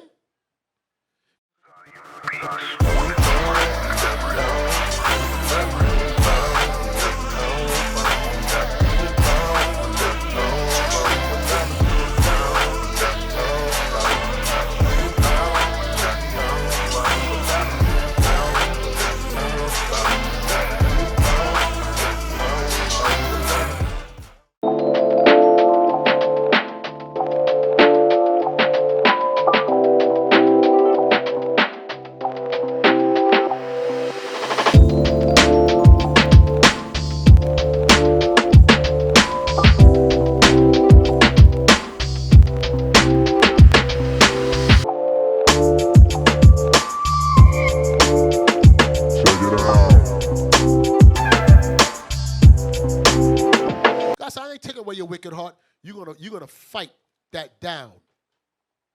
And then when you do that and you prove to me that you can do that, okay then. Now you can rule. But you can't rule yourself. You damn sure ain't gonna rule the other nations. Everybody follow? So watch this. Let's go back. What verse was that? Verse 20. We're on 21. Read. 20 one more time. Verse 20. And yet tookest thou not away from them a wicked heart, that thy law might bring forth fruit in them. That these laws might bring forth fruit, meet for repentance in us. Read on. For the first Adam, being a wicked heart, transgressed, and was overcome, and so be all they that are born of him. Damn. For the first Adam, bearing a wicked heart, transgressed and was overcome, and so be all them that were born of him. How did the first Adam transgress? Right here. Oh, Enos is the only one that seems to answer questions here. Go ahead, Enos. All right there, right next to Enos. Right, there you go. By listening to Eve Okay, very good. And doing what? and going against the Most High. Okay. Enos, you're right, but I'm going to hear something else. Worship of idols. Right. Right. Okay, correct. Watch this. We're going to come right back here. Let's go to Genesis.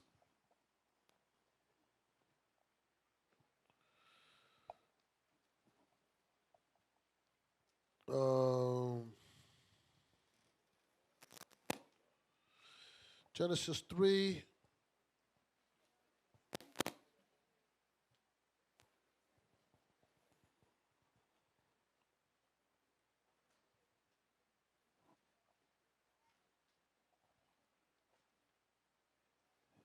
I want you to read chapter 3, start with verse 5. I don't want to read all of this. The book of Genesis, chapter 3 and verse 5. For God doth know that in the day ye eat thereof, then your eyes shall be opened, and ye shall be as gods, knowing good and evil. Read. And when the woman saw that the tree was good for food, and that it was pleasant to the eyes, and a tree to be desired to make one wise, she took of the fruit thereof, and did eat, and gave also unto her husband with her, and he did eat. Right, so this is going to idolatry. Wisdom of Solomon 14 goes into it. That's the first sin, was idolatry. And they envied what the other nations were doing, and she was able to persuade her husband to do it also. So that's what ushered in death. Notice the death wasn't ushered in when Eve did it. The death was ushered in when he did it. Because God said, I made you to be a God. And you let a woman take you away into idolatry, away from me. No. You ain't worthy of immortality. That's why he had to come back in chapter 3. And even though he said that, he had to come back in chapter 3 and say, verse 16. Genesis chapter 3 and verse 16. Unto the woman he said, I will greatly multiply thy sorrow and thy conception. In sorrow thou shalt bring forth children, and thy desire shall be to thy husband, and he shall rule over thee. And he says, thy desire shall be to thy husband. And he says, your husband is supposed to rule over you. You think he wasn't telling Adam same thing? And you're supposed to be ruling over her. You let her take you away. The order, you lost your God, you lost your godlike qualities when you let somebody have dominion over you to move you. Gods don't move like that. Gods ain't move. Gods make decisions. They ain't told outside of the Heavenly Father God. I'm talking about. You understand that point. But ain't no woman going to move you, no child, no other, definitely no other nations supposed to move you. You're tapped into the one true only power. His direction. Those are things that's supposed to frustrate us. How do we let that happen? How do we let the woman tell us what to do? What happened? God said, you ain't no God. You got to die like a man. And that should frustrate us as gods. That damn, we fell that low? Back. Second Ezra. Yeah, Second Ezra. Second Ezra, chapter 3 and verse 19. No, Verse 22. 22. Thus infirmity was made permanent, and the law also in the heart of the people with the malignity of the root. What does the word malignity mean? Anybody knows what that means? Thus the infirmity was made permanent, and the law also in the heart of the people with the malignity of the root. Watch this. Malignity. Definition. What was that? Okay. We got it? Pull it up.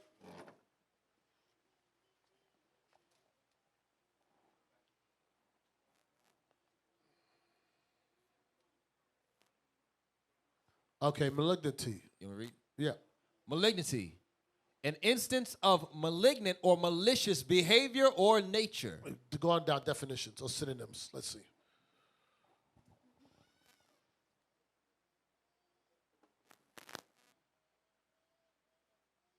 Zoom in.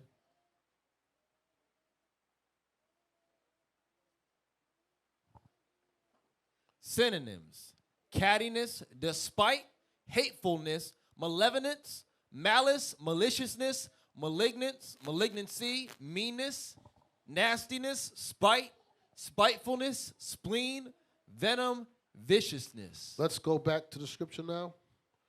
Second Ezra chapter 3 verse 22. Thus infirmity was made permanent, and the law also in the heart of the people with the malignity of the root. So it says the root was what? Was Adam from the beginning. 1 second.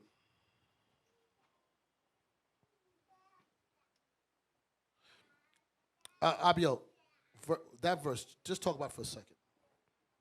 I'm going to read something. Yeah.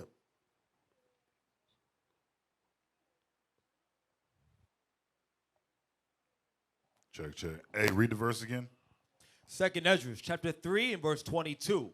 Thus infirmity was made permanent, and the law also in the heart of the people with the malignity of the root, so that the good departed away and the evil abode still. So this is going further into verse 21. For the first Adam, bearing a wicked heart, transgressed and was overcome. And so be all they that are born of him. Give me 1 Corinthians 15 again. Now give me verse 45.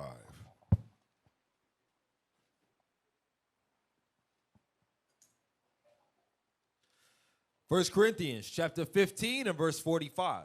Go ahead. Start at 44. Verse 44. It is sown a natural body. It is raised a spiritual body. There is a natural body and there is a spiritual body. And so it is written, the first man, Adam, was made a living soul. The last Adam was made a quickening spirit. Come on.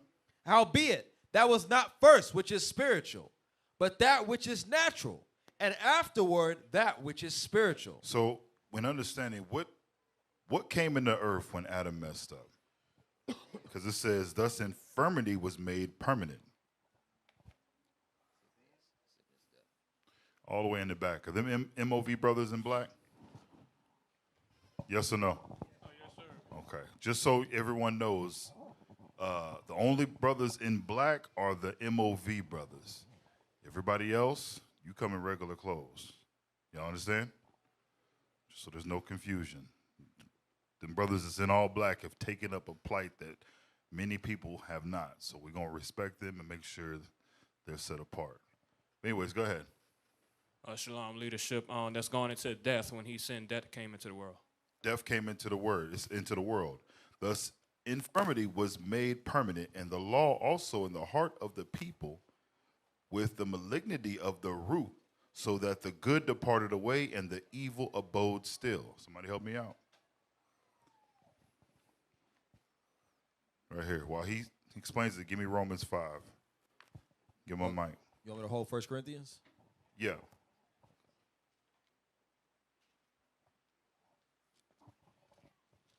Shalom leadership. So the malignity was the wicked, the flesh battling against the spirit, and the spirit being in John 6:63. It's what gives us life and quickeneth the flesh. So, Okay. Make it plain though. So with the first Adam, he died spiritually because he gave up the laws, transgressed the laws, and then the second Adam, which is Christ. He messed up. Yes, sir. And basically death. Give me that in Romans 5. Romans chapter 5, verse 12. Read. Wherefore, as by one man sin entered into the world, and death by sin. And death by sin. And so death passed upon all men, for that all have sinned. So death passed upon all men. How did death come on all of us? Through the generations, we inherited death because we all came from Adam. Right, because of Adam's transgression, we die. Y'all realize in the beginning, the kingdom was given to us. Had that mishap not occurred, we wouldn't be dealing with the stuff that we're dealing with now. Give me that in 2nd Ezra 7.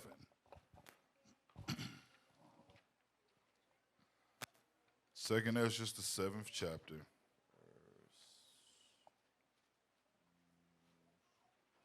Verse 13. Yeah. 2nd Ezra chapter 7, verse 13. Uh-huh. For the entrances of the elder world were wide and sure, and brought immortal fruit. The entrances of the elder world were wide and sure. We ain't had to go through what we're going through now to obtain it.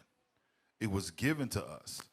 Like I said, like Bishop brought up earlier, when Adam fell, that was a great fall. We all fell. We all basically inherited that mishap that Adam did. All right, go back. Romans chapter 5 and verse 12. No. Where was we at in 2nd Ezra? 3. 2nd Ezra chapter 3 and verse 22.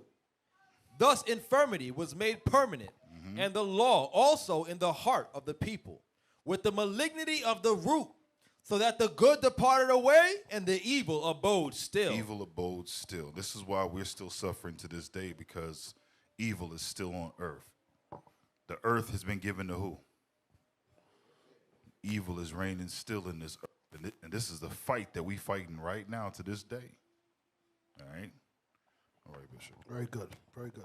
Okay, verse 23. Verse 23. So the times passed away, and the years were brought to an end. Then didst thou raise thee up a servant called David, whom thou commandest to build a city unto thy name, and to offer incense and oblations unto thee therein. When this was done many years, then they inhabited the city. let me read it again. When this was done many years, then they that inhabited the city forsook thee, and in all things did even as Adam and all his generation had done. So notice how Ezra is speaking. He's giving the history of how Israel. Most High sent somebody, they sinned, send somebody again, they sinned, send somebody again, they sinned again. They forsook. Read on. And in all things did even as Adam and all his generation had done, for they also had a wicked heart. Read on. And so thou gavest thy city over into the hands of thine enemies. Are their deeds then any better than they that inhabit Babylon, that they should therefore have dominion over Sion? Now look what he comes back and said. This goes back to, that verse goes back to verse 3. And my spirit was sore moved, so that I began to speak words full of fear to the Most High, and said, look what he says, verse 28, are their deeds any better than the inhabitants of Babylon, that they should therefore have dominion over Zion? Should these other nations, even though we sinned, there was always one that was right. Just like in Nineveh. He said, listen, I'll keep the city. You know what? If you find there's a few righteous there. America is standing because we are the few righteous still here. But he's asking, look at the question he's asking. Damn. Are these people better than us? Read on. Verse 29, for when I came thither and had seen impieties without number, then my soul saw many evildoers in this 30th year, so that my heart failed me. For I have seen how thou sufferest them sinning, and hast spared wicked doers, and hast destroyed thy people, and hast preserved thine enemies, and hast not signified it. He said, I've seen how these enemies are being preserved. Like today in America, you were like, at least for me, I would think, and all of you, we're like, come on, man. Look what these nations are doing. Look how they kill us in the street. Look at the sins that they're committing. Father, we ain't good. We know that. But we trying, but we better than them. Look at it. Look at the wealth of America today, the wealth of it. This country is built on witchcraft. And Lord, it's still standing? Why? That's him speaking in fear. You know why it was fear for? Hold this. Go to first Ezra 8. I forgot the verse. It was 50, first Ezra 8. Now I'm guessing.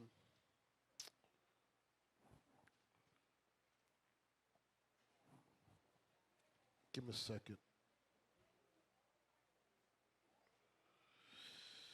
Oh, boy. You remember where's that, Abio? We're talking about him. He had understanding. What's first Ezra 8? Oh. Just bear with me 1 second.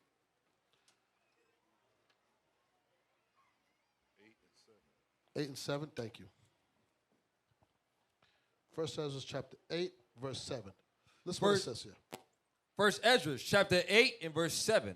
For Ezra had very great skill, so that he omitted nothing of the law and commandments of the Lord, but taught all Israel the ordinances and judgments. So Ezra was thorough with the scriptures. So when he spoke in fear, it was when he spoke in frustration about what we're going through, he's like, come on, Lord. But he understood why. It's just that it was so overwhelming to see these heathen over us and see what we're going through and say, man, come on. You know something? And I said this before with judgment. Sometimes people would be in error.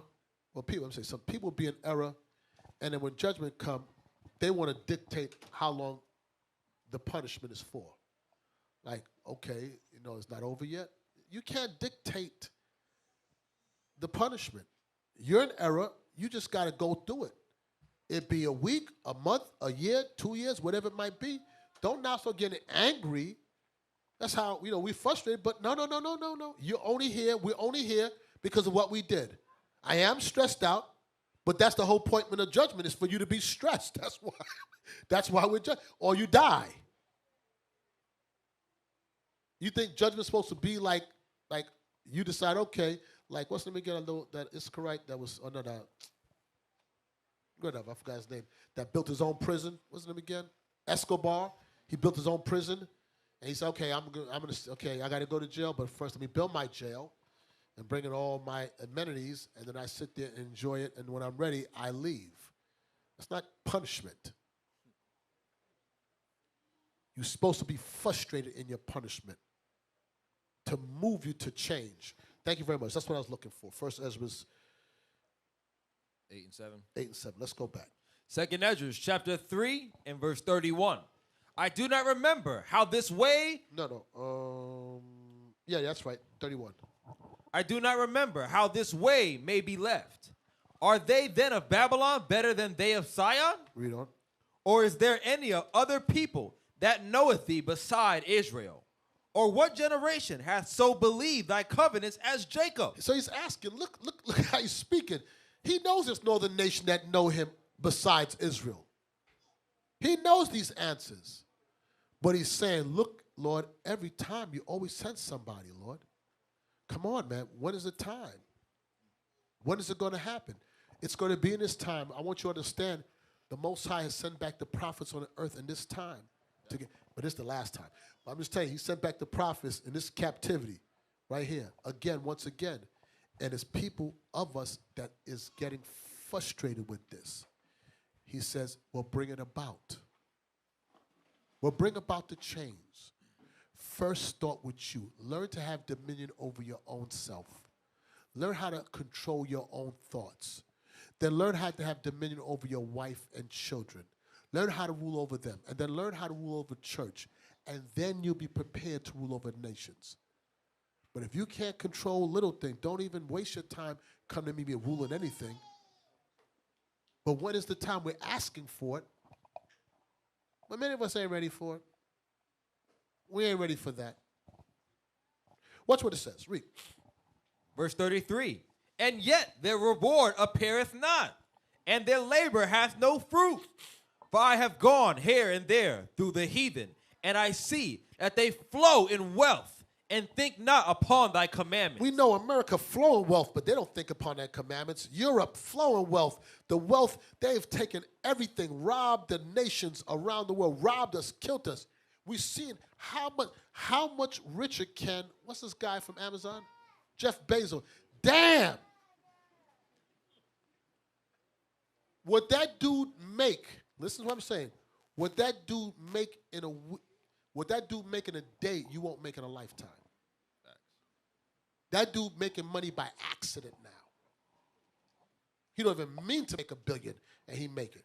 What's that dude from Tesla? Elon Musk. Damn! For play, you thought that dude's making spaceships for play. That's his toys. Damn. And they evil and demonic as hell. How long is these people going to be over me? I know they don't know you, God. And you know they don't know you. And these are the people. What God is doing is working. It's frustrating us. Read on. Verse 33. Verse 34. Okay, I want you to read 32 to 36 straight through. Yes, sir. Verse 32. Or is there any other people that knoweth thee beside Israel? Or what generation hath so believed thy covenants as Jacob? And yet their reward appeareth not, and their labor hath no fruit. For I have gone here and there through the heathen, and I see that they flow in wealth, and think not upon thy commandments. Weigh thou therefore our wickedness now in the balance, and theirs also that dwell in the world. And so shall thy name nowhere be found but in Israel. Or when was it that they which dwell upon the earth have not sinned in thy sight? Or what people have so kept thy commandments? Thou shalt find that Israel by name hath kept thy precepts, but not the heathen. Watch this. Very good. Verse 34. Weigh thou therefore our wickedness now in the balance, and theirs also that dwell in the world. So we said, God, listen, weigh our wickedness, which is a lot, which is heavy, but it ain't more than the heathens. Their wickedness far beyond us, because they don't got no laws, nothing to govern them. God, if you got to choose, you got to tell me we are the better choice than them. Come on. So the fear he was speaking was one out of frustration and saying, when? Come on, when? Ezra was a god, and he knew it. And he's here under Artaxerxes, and these people. Dude's got a god that's an elephant with a human legs and an elephant nose. He said, these people cannot be the ones, Lord. We ain't good, but we better than them. Are we not better than nations? Watch what it says. It says, verse 35, or when was it that they which dwell upon the earth have not sinned in thy sight, nor what people have so kept thy commandments? We know we all fall. Watch this, verse 36. Thou shalt find that Israel by name hath kept thy precepts, but not the heathen. We are named after you, Father. You have made us in your image. There is a bit of you in us, but not the heathens. There's no part. That's why the heathens hate us, because they know that he's the God of Israel and what? Nobody else believes it. Okay. He's the God of Israel and what? Nobody else. He's our God. So if you weigh us against him, we're your better choice. Watch. Now we're going to flow into chapter 4. Watch this. Chapter 4. Second Ezra, chapter 4 and verse 1. And the angel that was sent unto me, whose name was Uriel, gave me an answer and said, thy heart hath gone too far in this world, and thinkest thou to comprehend the way of the Most High? Give me that Isaiah 55 and what? Somebody know it? Thank you. Let's go that. Isaiah chapter 55, verse 8. For my thoughts are not your thoughts. What does it say? For my thoughts are not your thoughts, neither are your ways my ways, saith the Lord. For as the heavens are higher than the earth, so are my ways higher than your ways. I want you to remember that. He said, as the heavens are higher than the earth, my ways are higher than your ways. Just remember that, right? Now go to Wisdom of Solomon 9. Oh, there was another one. Verse 13. Yeah, 1 second. There's another one I wanted. Let's bear with me 1 second.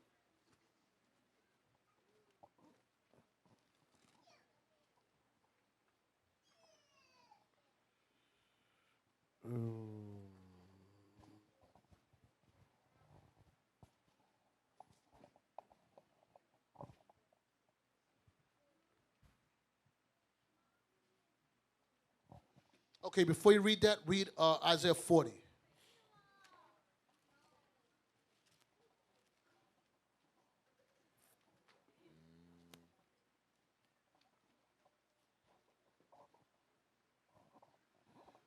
Isaiah 40, verse 28. Isaiah chapter 40 and verse 28.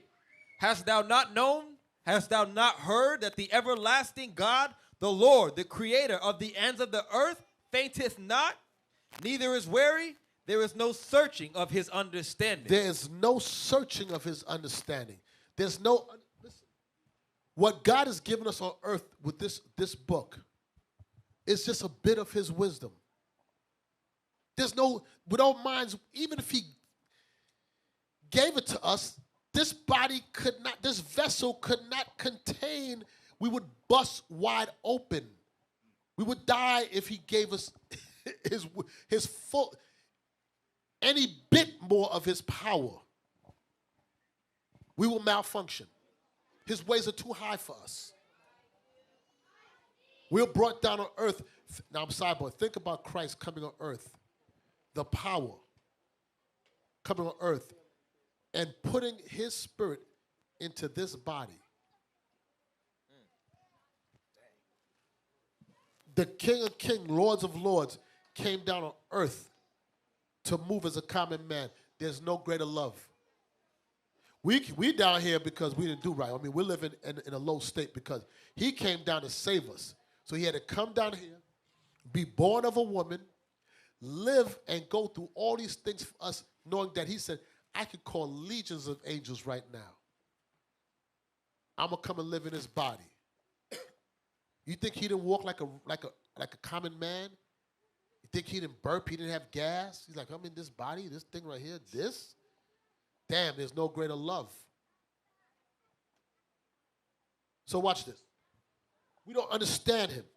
And I said earlier that we could not, or bodies could not contain or hold God's wisdom, his full power. And we're going to read about it later on in the chapters. Wisdom of Solomon 9, verse 13.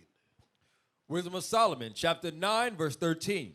For what man is he that can know the counsel of God? Or who can think what the will of the Lord is?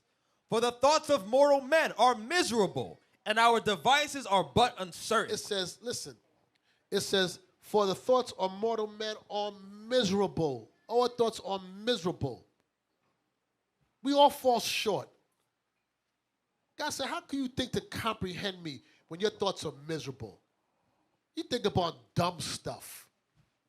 But I know that because I made you like that.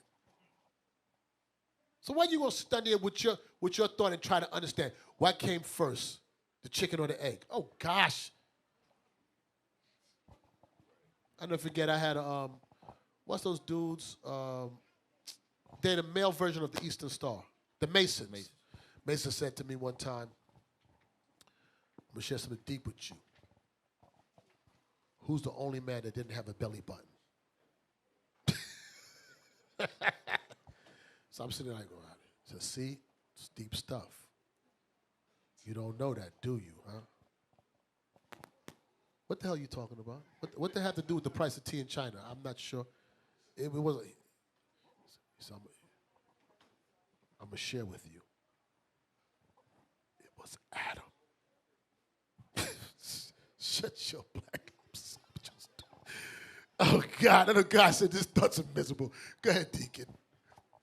Hey, get Ecclesiasticus 17.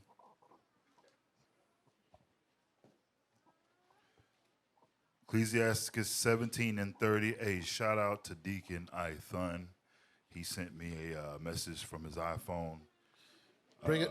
No, you lying. Bring this precept, huh? You lying. You got an iPhone? Oh, I didn't look. It may. I think I'm figuring he did it. Yeah, he's not.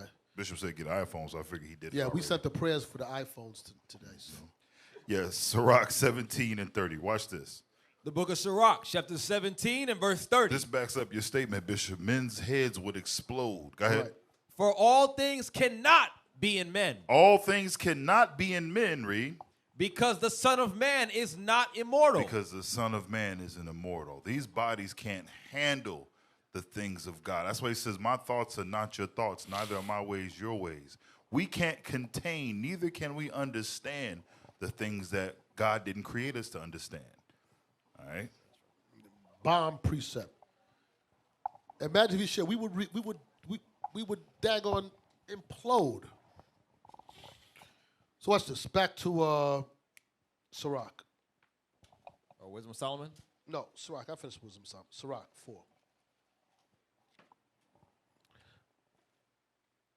I'm second Ezra's 4. What did I say? Sirach. But what did I say? Sirach. Tim having one of those Second moments. Ezra. Chapter 4 and verse 2. 2. And said, thy heart hath gone too far in this world, and thinkest thou to comprehend the way of the Most High? Doesn't it sound like Kani's voice keep on like he's going through puberty right now? at Did y'all camp. notice that a few times in class already? I was at camp today. Okay. 'Cause Yeah. I'm like, It's crying but loud. you heard a few times today, right? And I kept on saying, maybe it's me, but nah, it's like he's going through puberty right now. crying And loud. the Lord said. And you wonder why Bishop called you Little Kani. You're never going to lose that name. Damn. Okay, so now it says, and said, thy heart has gone too far in this world, thinkest thou to comprehend the way of the Most High. Jump to verse 11, and we're going to come back. Second Ezra, chapter 4 and verse 11. This is to link with what Deacon sent Abiel. Verse 11. How should thy vessel then be able to comprehend the way of the highest, and the world being now outwardly corrupted, to understand the corruption that is evident in my sight? He says, how should thy vessel then able to comprehend the way of the highest, and the world being now outwardly corrupted, to understand the corruption that is evident in my sight?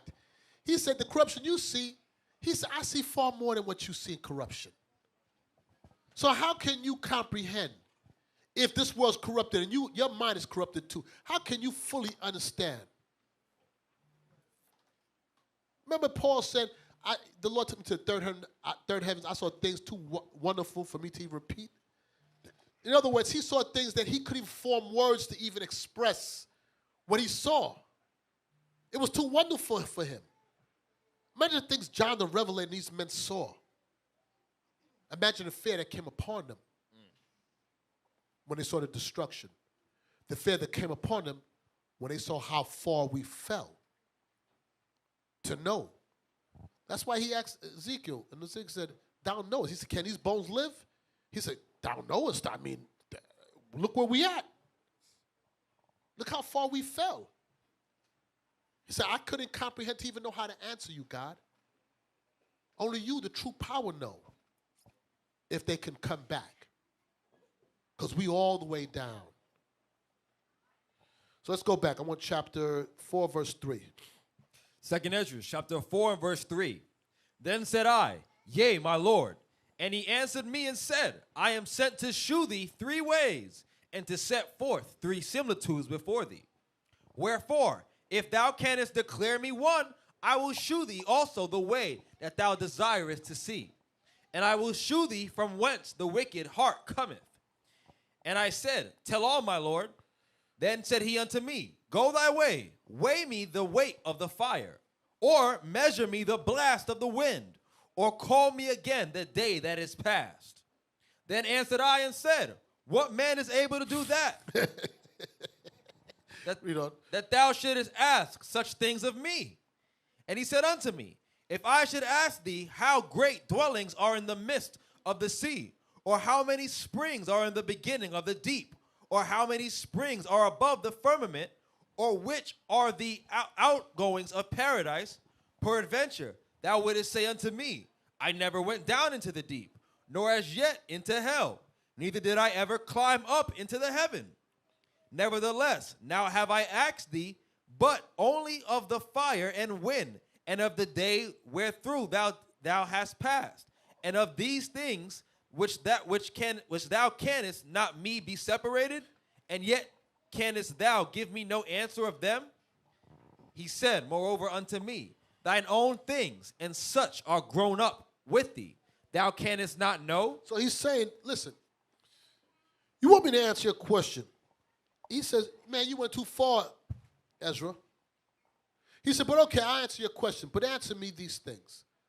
Tell me about the wind, the fire, about the day that passed. These are things that's in your life that's tangible. It's right in front of you. You know about wind because you see. You know about fire because you light fires. You know about the day that's passed because you was in the day that passed. Tell me about those small little things. And he said, but how can I tell you that? Maybe some things is just not for you to know, buddy. Maybe you step in an arena that's beyond your scope. Because I'm asking stuff that's within your realm that you're not able to answer. This is beyond our strength. Watch this real quick. Real quick. Give me Proverbs 30. We'll come right back here. Proverbs 30, verse 2. Book of Proverbs, chapter 30, verse 2. 2 through 4.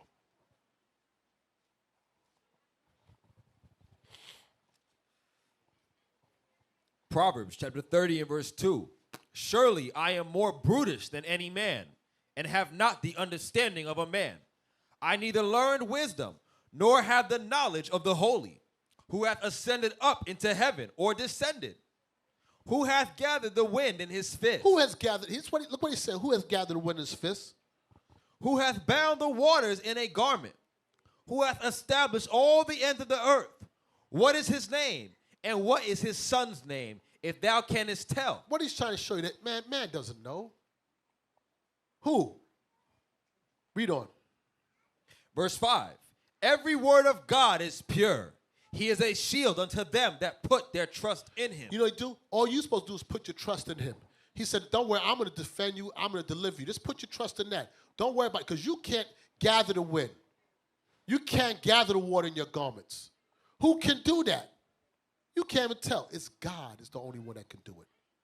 So put your trust in him. Go back. Second Oh, Ezra. you know, before we go back, give me us Isaiah 40. Verse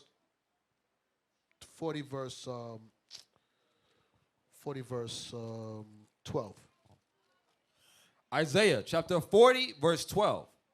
Who hath measured the waters in the hollow of his hand, and meted out heaven with the span, and comprehended the dust of the earth in a measure, and weighed the mountains in scales, and the hills in a balance? Who has done that, men? Who has weighed it? God. He weighed it in his hand. So when he asked him those questions, he know, man, you know you can't answer them things. And I already know you can't answer them. You comprehend things way before your time, buddy. Now watch what it says. Let's go back. Second Ezra chapter 4 and verse 11. How should thy vessel then be able to comprehend the way of the highest, and the world being now outwardly corrupted, to understand the corruption that is evident in my sight? Then said I unto him, it were better that we were not at all, than that we should live still in wickedness, and to suffer, and not to know wherefore. Now look what it says. Then said I unto him, it were better that we were not at all, that we were not born, that we should not live in wickedness, and to suffer and not know wherefore. You know wherefore. You know why he's asking that for? Because of this. Go to 2 Ezra 9, verse 13. Second Ezra chapter 9 and verse 13. And therefore, be thou not curious how the ungodly shall be punished, and when, but inquire how the righteous shall be saved, whose world is, and for whom the world is created. You know, he's worrying about how the ungodly should be punished or when they should be punished. But what you should be worrying about is how we get saved. Not when, but how. Worry about how to get saved. Trust the Lord. His time is coming, but it's going to be his time, not man's time. But be prepared for that day. Get your garments white, so when that day does come, you could be numbered amongst them. You know, again, Bishop Nathaniel said one time in a class many years ago, and I always remember this thing. He said there's a bomb, a big bomb. Some people look at that big bomb, and they'll be like, okay, this thing is going to go off. How do I defuse the bomb? And they start working on defusing the bomb. Okay, those wires go here and try to figure it out. Or you have some people just look at the big bomb and say, oh, that's a big bomb. Imagine when that big bomb goes off, it's going to kill a lot of people. Why do they make a big bomb like that? What's that ticking? It's ticking, it says 10, 9, 8. The numbers are going down, man. So when it gets to 0, I'm assuming it's going to go off. And just talk about it. You understand? Instead of figuring out what I got to do to defuse that bomb, they just say, they just look at the bomb and be amazed. Man, we got to be men of action. We understand that we got to bring about this kingdom. So what we got to do it? How do we get back on God's ship or rulership? What's needed for that? I know you're frustrated, but that's the whole point. I want you frustrated. So because the kingdom cometh not by observation. You're going to have to work for it. Do your job, and guess what? He'll do his. Let's go back to Wisdom of Solomon 4. Verse 11, verse now 12. Second Ezra chapter 4 and verse 12. Then said I unto him, it were better that we were not at all, than that we should live still in wickedness, and to suffer and not to know wherefore. We don't. He answered me and said, I went into a forest, into a plain, and the trees took counsel. 1 second. Where is Officer Khalil? Is he here? Officer Khalil, where is he at? All right, good. Tell him to stand over here real quick. Just give me 1 second. Okay, you just stand right there. You on post? Okay, just stand right there. I want you to listen to this, right? All right, because you've been asking about this. I don't want you to miss it. Okay, here we go. Read it. Second Ezra chapter 4 and verse 13. He answered me and said, I went into a forest, into a plain, And the trees took counsel and said, come, let us go and make war against the sea, that it may depart away before us, and that we may make us more woods. The floods of the sea also in like manner took counsel and said, come, let us go up and subdue the woods of the plain, that there also we may make us another country. The thought of the wood was in vain, for the fire came and consumed it. The thought of the floods of the sea came up likewise to naught, for the sand stood up and stopped them. If thou wert judged now betwixt these two, whom wouldest thou begin to justify? Or whom wouldest thou condemn? So he's asking a question. The wood said, come, let's move on, and we're going to take over and make more forests and get rid of the ocean. Ocean said, let's do forward, and we're going to make more seas. The sand came and knocked it off the way and said, no, you ain't doing it. So he says, he's asking him, who do you think is more justified? And whom wouldest thou condemn? Verse 19. And I answered and said, read on, can I? And I answered and said, verily, it is a foolish thought that they both have devised. For the ground is given unto the wood, and the sea also hath his place to bear his floods. So now, what is the understanding of that? What is he trying to say?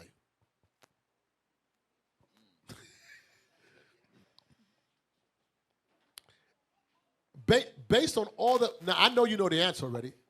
No, yes, you do. You just to formulate the words. Now, watch. Before you answer.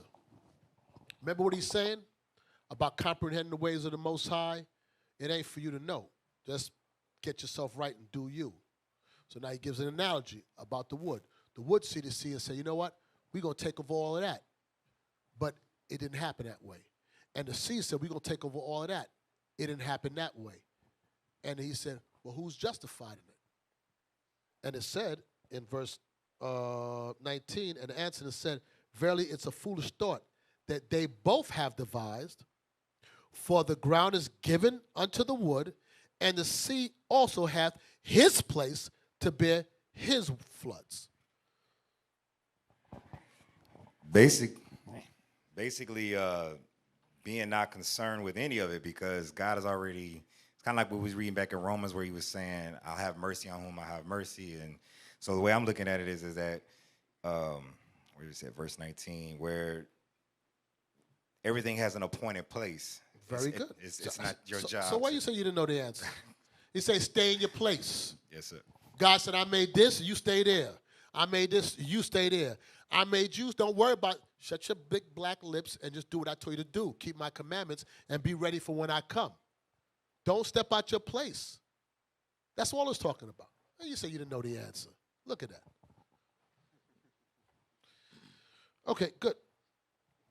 Verse 20. Verse 20. Then answered he me and said, thou hast given a right judgment, but why judgest thou not thyself also? He said you gave right judgment, so won't you know that maybe you stepping too far out of your step? This is above your learning. This is above you. How about you just stay in your place? Watch what he says. Read on. Verse 21. For like as the ground is given unto the wood, and the sea to his floods, even so they that dwell upon the earth may understand nothing, but that which is upon the earth. And he that dwelleth above the heavens may only understand the things that are above the height of the heavens. That goes back to what Deacon Nathan sent earlier in what we just read in verse 11. For like the ground is given unto the wood, and the sea to his floods, even so they that dwell upon the earth may understand nothing but that which is upon the earth. And he that dwelleth above the heaven may only understand the things that are above the heights of the heaven. You won't understand. We fully can understand what's God's mission. Like I give you an example. We read in the scriptures that we were not to marry the other nations, right? But yet, our foremother was married to the Ahasuerus. Why? Why would God say we can't marry? It ain't for you to understand that. I have my own reasons why I'm doing what I'm doing. But I'm telling you, you don't marry them other nations. You understand that? Man said, but why, God? But see, there you go. There you go, running your big black lips. He said, don't worry about it. My thoughts are not your thoughts. I have my reasons. But it's not fair. Who said anything was supposed to be fair? I made you. You didn't make me. You looking for fear. The fear you should be looking for is not F-A-I-R, but F-E-A-R. For those who know how to spell. You talking about fear. Like you got a stock to make decisions. I'm your God. I decide. You just supposed to do. And that's the problem with man. They got their own mind of what they want to do. Everybody understand that? Okay. So he says, the last part of 21. Verse 21. And he that dwelleth above the heavens may only understand the things that are above the height of the heavens. Then answered I and said, I beseech thee, O Lord, let me have understanding. Damn. Read on. For it was not my mind to be curious of the high things. Yes, it was. Read on. But of such as pass by us daily, namely, whereof Israel is given up as a reproach to the heathen. He said, I didn't want to know the things above God. I just want to know things right here on the earth.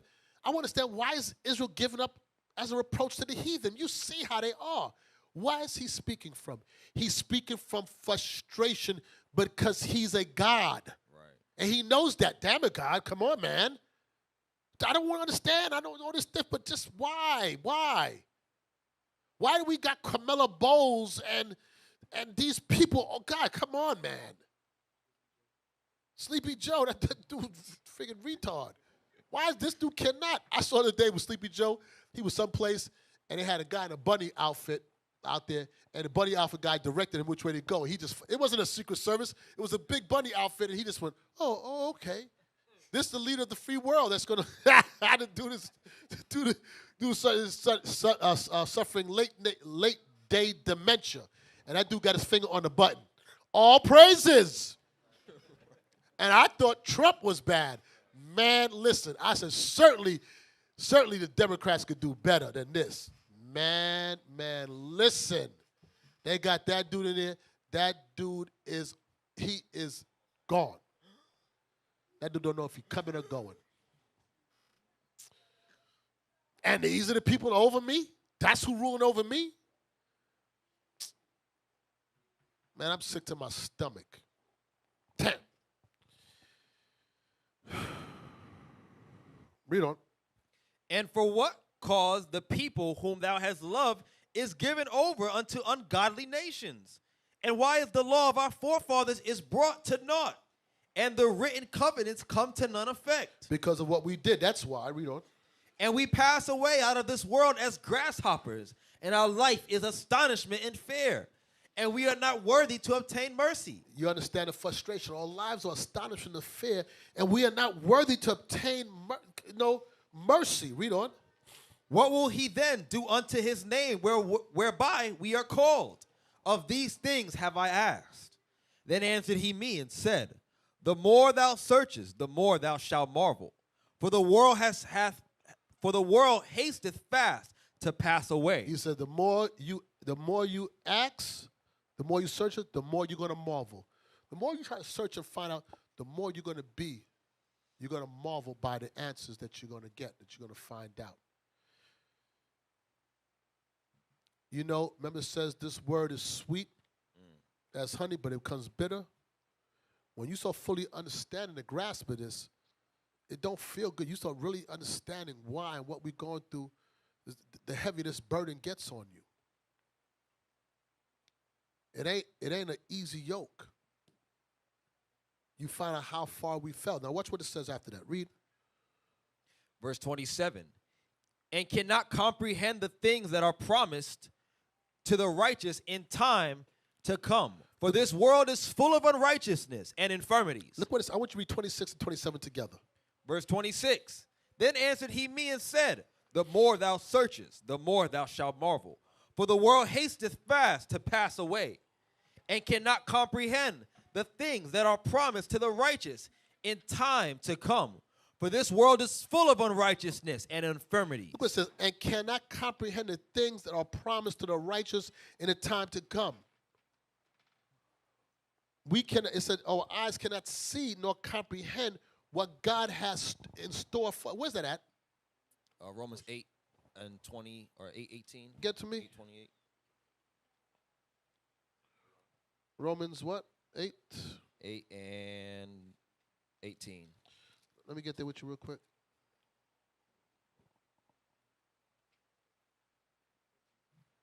Yeah.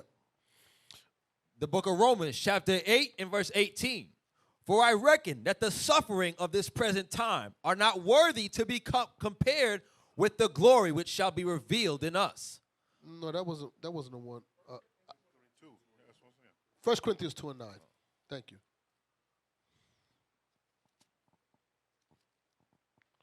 Right. 1 Corinthians 2 and 9. That's it. 1 Corinthians chapter 2 and verse 9. But as it is written, eye hath not seen, nor ear heard, neither have entered into the heart of man the things which God hath prepared for them that love him. It cannot enter in because man in his body couldn't handle it. That's like you have a computer that has 500 gigabytes of memory, right? That's what it's called. And then you got a terabyte of information. It just ain't going to hold it. You can only get but so much. Don't matter how much you try to cram in there. What he's preparing for us is beyond the scope of us understanding.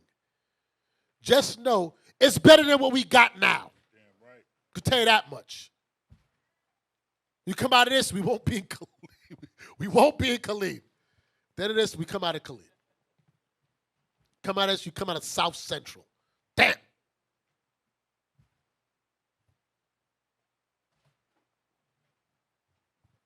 Isaiah, it says in Isaiah, let's read that real quick. Isaiah 64. That's where it came from, where he got it from, Isaiah 64. 4 verse 4. Start with verse 1. Isaiah chapter 64 and verse 1.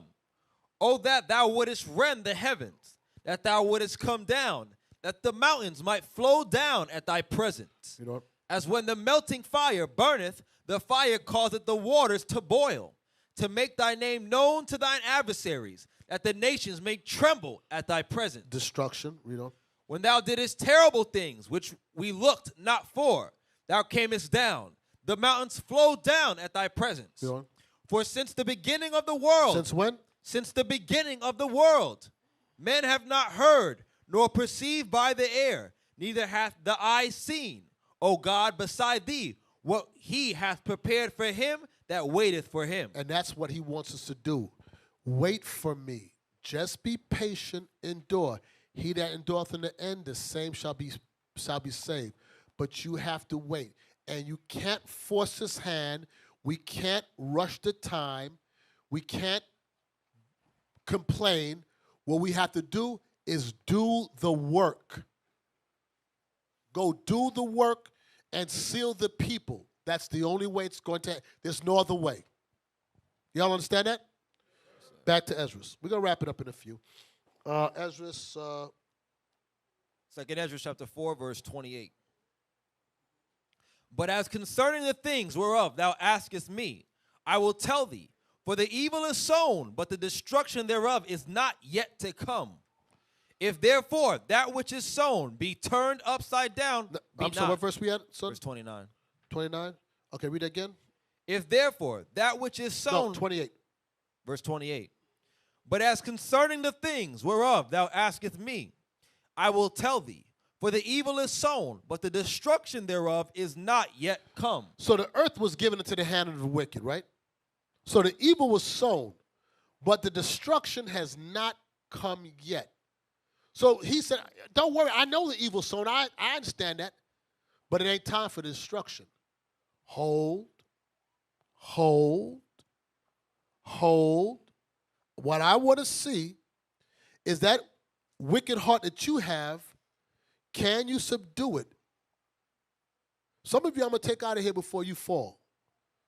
Because this world's so evil that I got to get you out of here before it consumes you. But the time ain't yet. Read. Verse 29.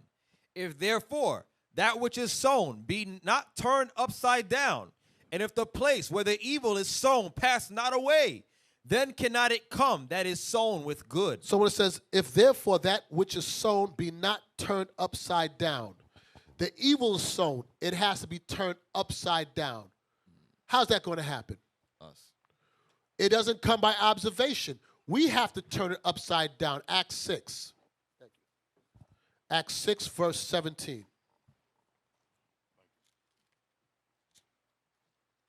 6:17. The book of Acts, chapter 6 and verse. Oh, that's not. Where's it at? That is verse. No second. Acts. 1 second. I'll find it for me. They'll turn upside down. In Acts. Yeah. Acts 17 and 6. Oh yeah. There we go. The book of Acts, chapter 17 and verse 6. And when they found them not, they drew Jason and certain brethren unto the rulers of the city, crying, these that have turned the world upside down are come hither also. What were they doing? They were teaching the people, turning that world upside down. That's our job. It says this cannot come until the world is turned upside down. Let's go back. 2nd Ezra, chapter 4 and verse 29. If therefore that which is sown be not turned upside down, and if the place where the evil is sown pass not away. So now, guess what's going to happen? We're going to have to turn this world upside down, and the destruction has to hit this earth. God's kingdom cannot stand as long as America is still in existence. So guess what we got to do? Teach our people, seal their minds, and then God rain down judgment and destroy this place. That's the only way righteousness can be sown. You understand that? Yes, sir. So he's giving him tokens right now. He's like, okay, you ask your question. I'm gonna give you something that you understand. Here's some little nuggets for you to understand. Read. Then cannot it come that is sown with good. For the grain of evil seed has been sown in the heart of Adam from the beginning. And how much ungodliness hath it brought up unto this time? You see that sin of Adam, what it has turned in? That's why it says a little leaven leaveneth the whole lump. From the one sin of Adam, that little grain, it has spawned into what? We got little 4-year-olds wearing the little hair hats. Dudes, you see families. I'm telling you, it amazes me. Back to the little boy. What's the long guy that played basketball, son? Dwayne Wade's son. Yo, nobody sees nothing wrong. Listen, okay, the obvious thing is the transgender thing they're doing, right? Or the sodomite behavior. That's not even what I'm talking about. I'm so desensitized by that. Is that which parents, and which time I'm asking you parents out there, not in the truth, I'm talking about back in the world. Which parents had their 14-year-old children dating, like kissing in front of you? Nobody did that, even if it was heterosexual. You didn't do stuff like that. But then you compound that too with, I think what you can, because it's not really, they're different genders, but you know the Babylon confusion relationship. The girl's a guy, the guy's a girl. I don't know who's who. And all that stuff, and everybody act like, and here gets me, everybody act like it's normal. Like it's just, but say you're Israelite, and then that's the problem. Say like that guy T.I. is like, I'm checking my daughter, she a virgin, he's getting ostracized. This world needs to be turned right back upside down. We got to turn this. You got to be joking. The dude's trying to protect his daughter's virginity, and he gets blackballed or whatever. And here's the thing. He buckled. I'm like, man, kiss my black back. Man, I don't care about no fame. I already got dough too. You crazy?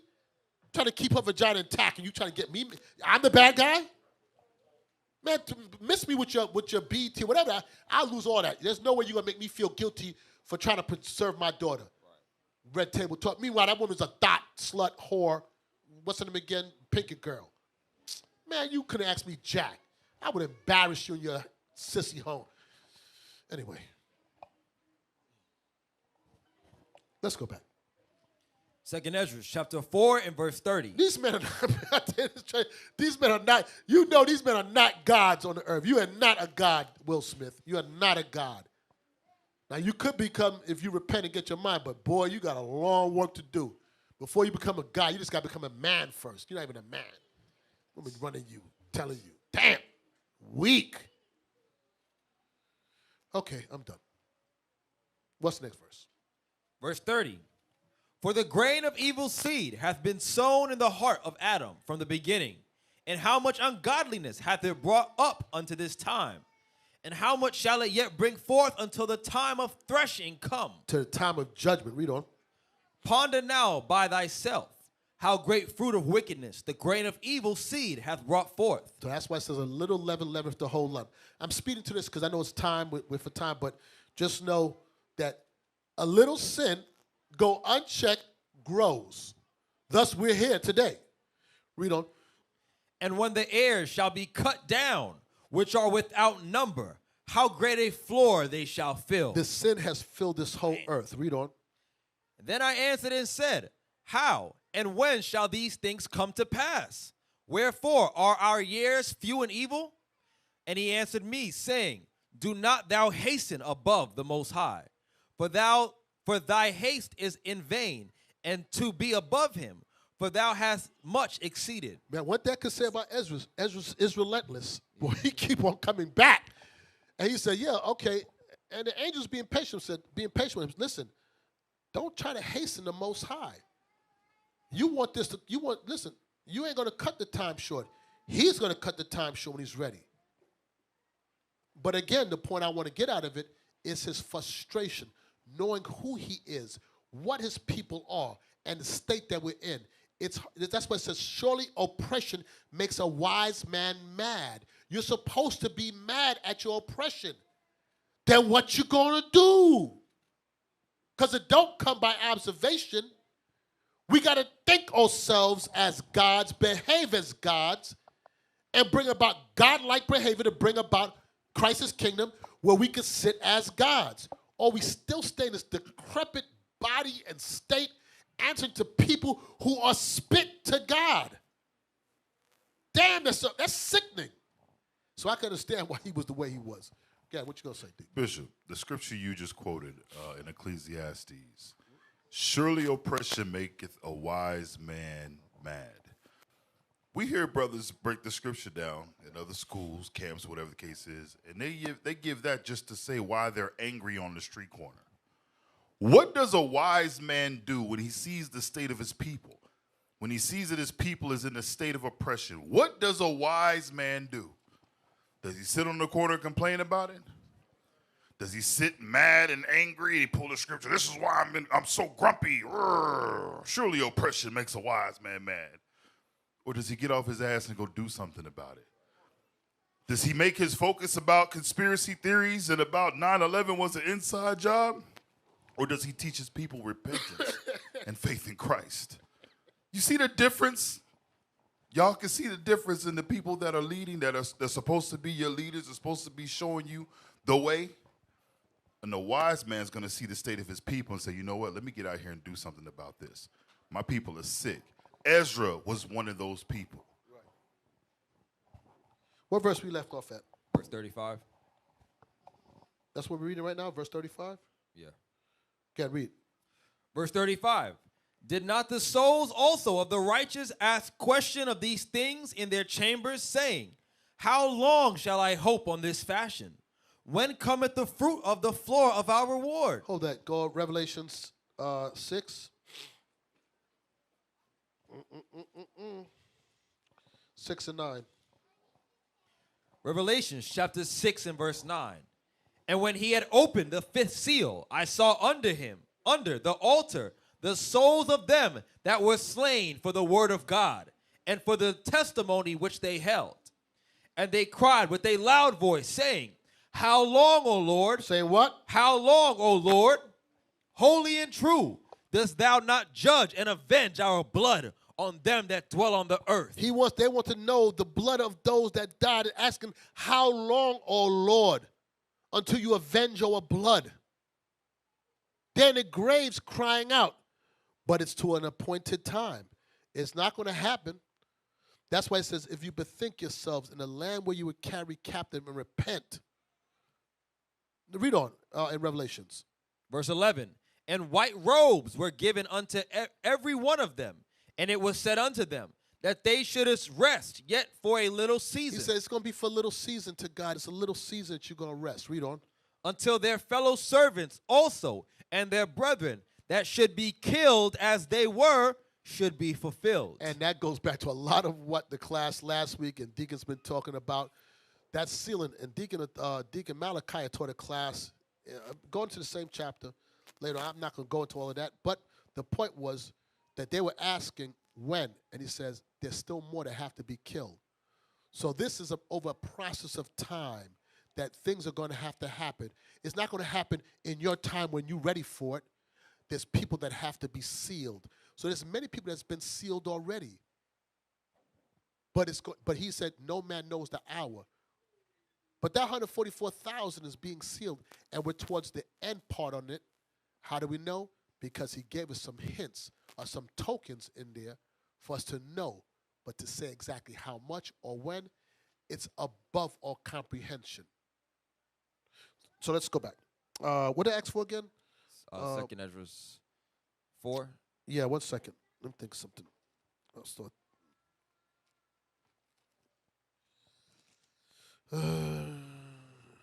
Go to Luke 18.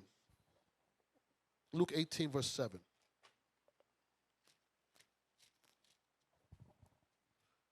The book of Luke, chapter 18 and verse 7. And shall not God avenge his own elect, which cry day and night unto him, though he bear long with them? They cry day and night, his elect, though he bear long with them. That's what we got to do. We got to be crying to the Lord, asking the Lord, deliver us, Father. Have mercy on us, deliver us. Read on. I tell you that he will avenge them speedily. Nevertheless, when the Son of Man cometh, shall he find faith on the earth? He said that he will deliver us speedily. But speedily to us ain't to him the same speedily. He has his time. But he will avenge us. He will avenge his chosen. Let's go back. Ezra. Second Ezra, chapter 4 and verse 36. And unto these Uriel the archangel gave them answer and said, even when the number of seeds is filled in you, for he hath weighed the world in the balance. I lost my place. 436, that was that? Yes. Yeah. Okay, read that verse again. Verse 36. And unto these things Uriel the archangel gave them answer and said, even when the number of seeds is filled in you, for he hath weighed the world in the balance. Read on. By measure hath he measured the times, and by number hath he numbered the times. And he doth not move nor stir them until the said measure be fulfilled. Yeah, you're not rushing him. He said until that said measure is fulfilled. We read that in Revelations chapter 7. I'm not going there, but you all know it. Now, you know what? People online listen. They may not know it. Revelation 7 real quick. We'll come right back here. 7, verse 2. Revelation chapter 7, verse 2. And I saw another angel ascending from the east, having the seal of the living God. And he cried with a loud voice to the 4 angels, to whom it was given to hurt the earth and the sea, saying, hurt not the earth, neither the sea, nor the trees, till we have sealed the servants of our God in their foreheads. And I heard the number of them which were sealed, and they were sealed 144,000 of all the tribes of the children of Israel. So he's not going to stir that number or change anything until that number is sealed. So you had some of them that we read in Revelations that was dead. He said, I'm waiting for the rest. You just got to wait. But no, I'm going to avenge you. That number has to be set.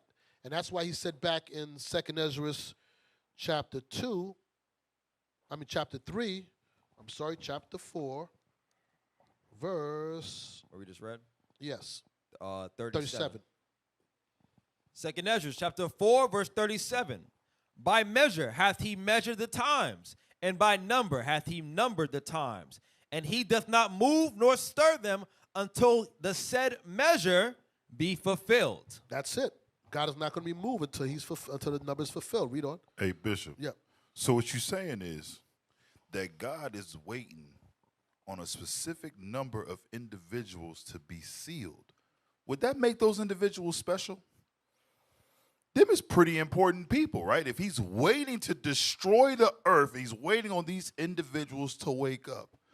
That would make them people pretty special, right? That'd be principle. This is why we don't listen to you I'm talking to you hair-hatted hooligans. You damn, and it's the same thing, you women with fur on your lip, so much you brothers, same thing. I hear mad as hell because we rejoiced when the bishop came back to us. That's right. How the hell does an evil nigga find room to speak evil and say, well, look at y'all all happy and stuff because the man who's been gone for months and months has made his return. And look, it's supposed to be the Passover. Look, y'all got him coming out like this. Why are you so upset? The Bible says, let us praise famous men. Is that what the scriptures say? Yes, so we're happy when one of ours comes and rejoices. They didn't speak about the 300, the brothers that we announced also that passed the, what was the 300 exam? Yeah, mm-hmm. They didn't say nothing about them. Yeah. They didn't say nothing about the captains that made rank and how everyone clapped and rejoiced. Oh, nobody had nothing to say then.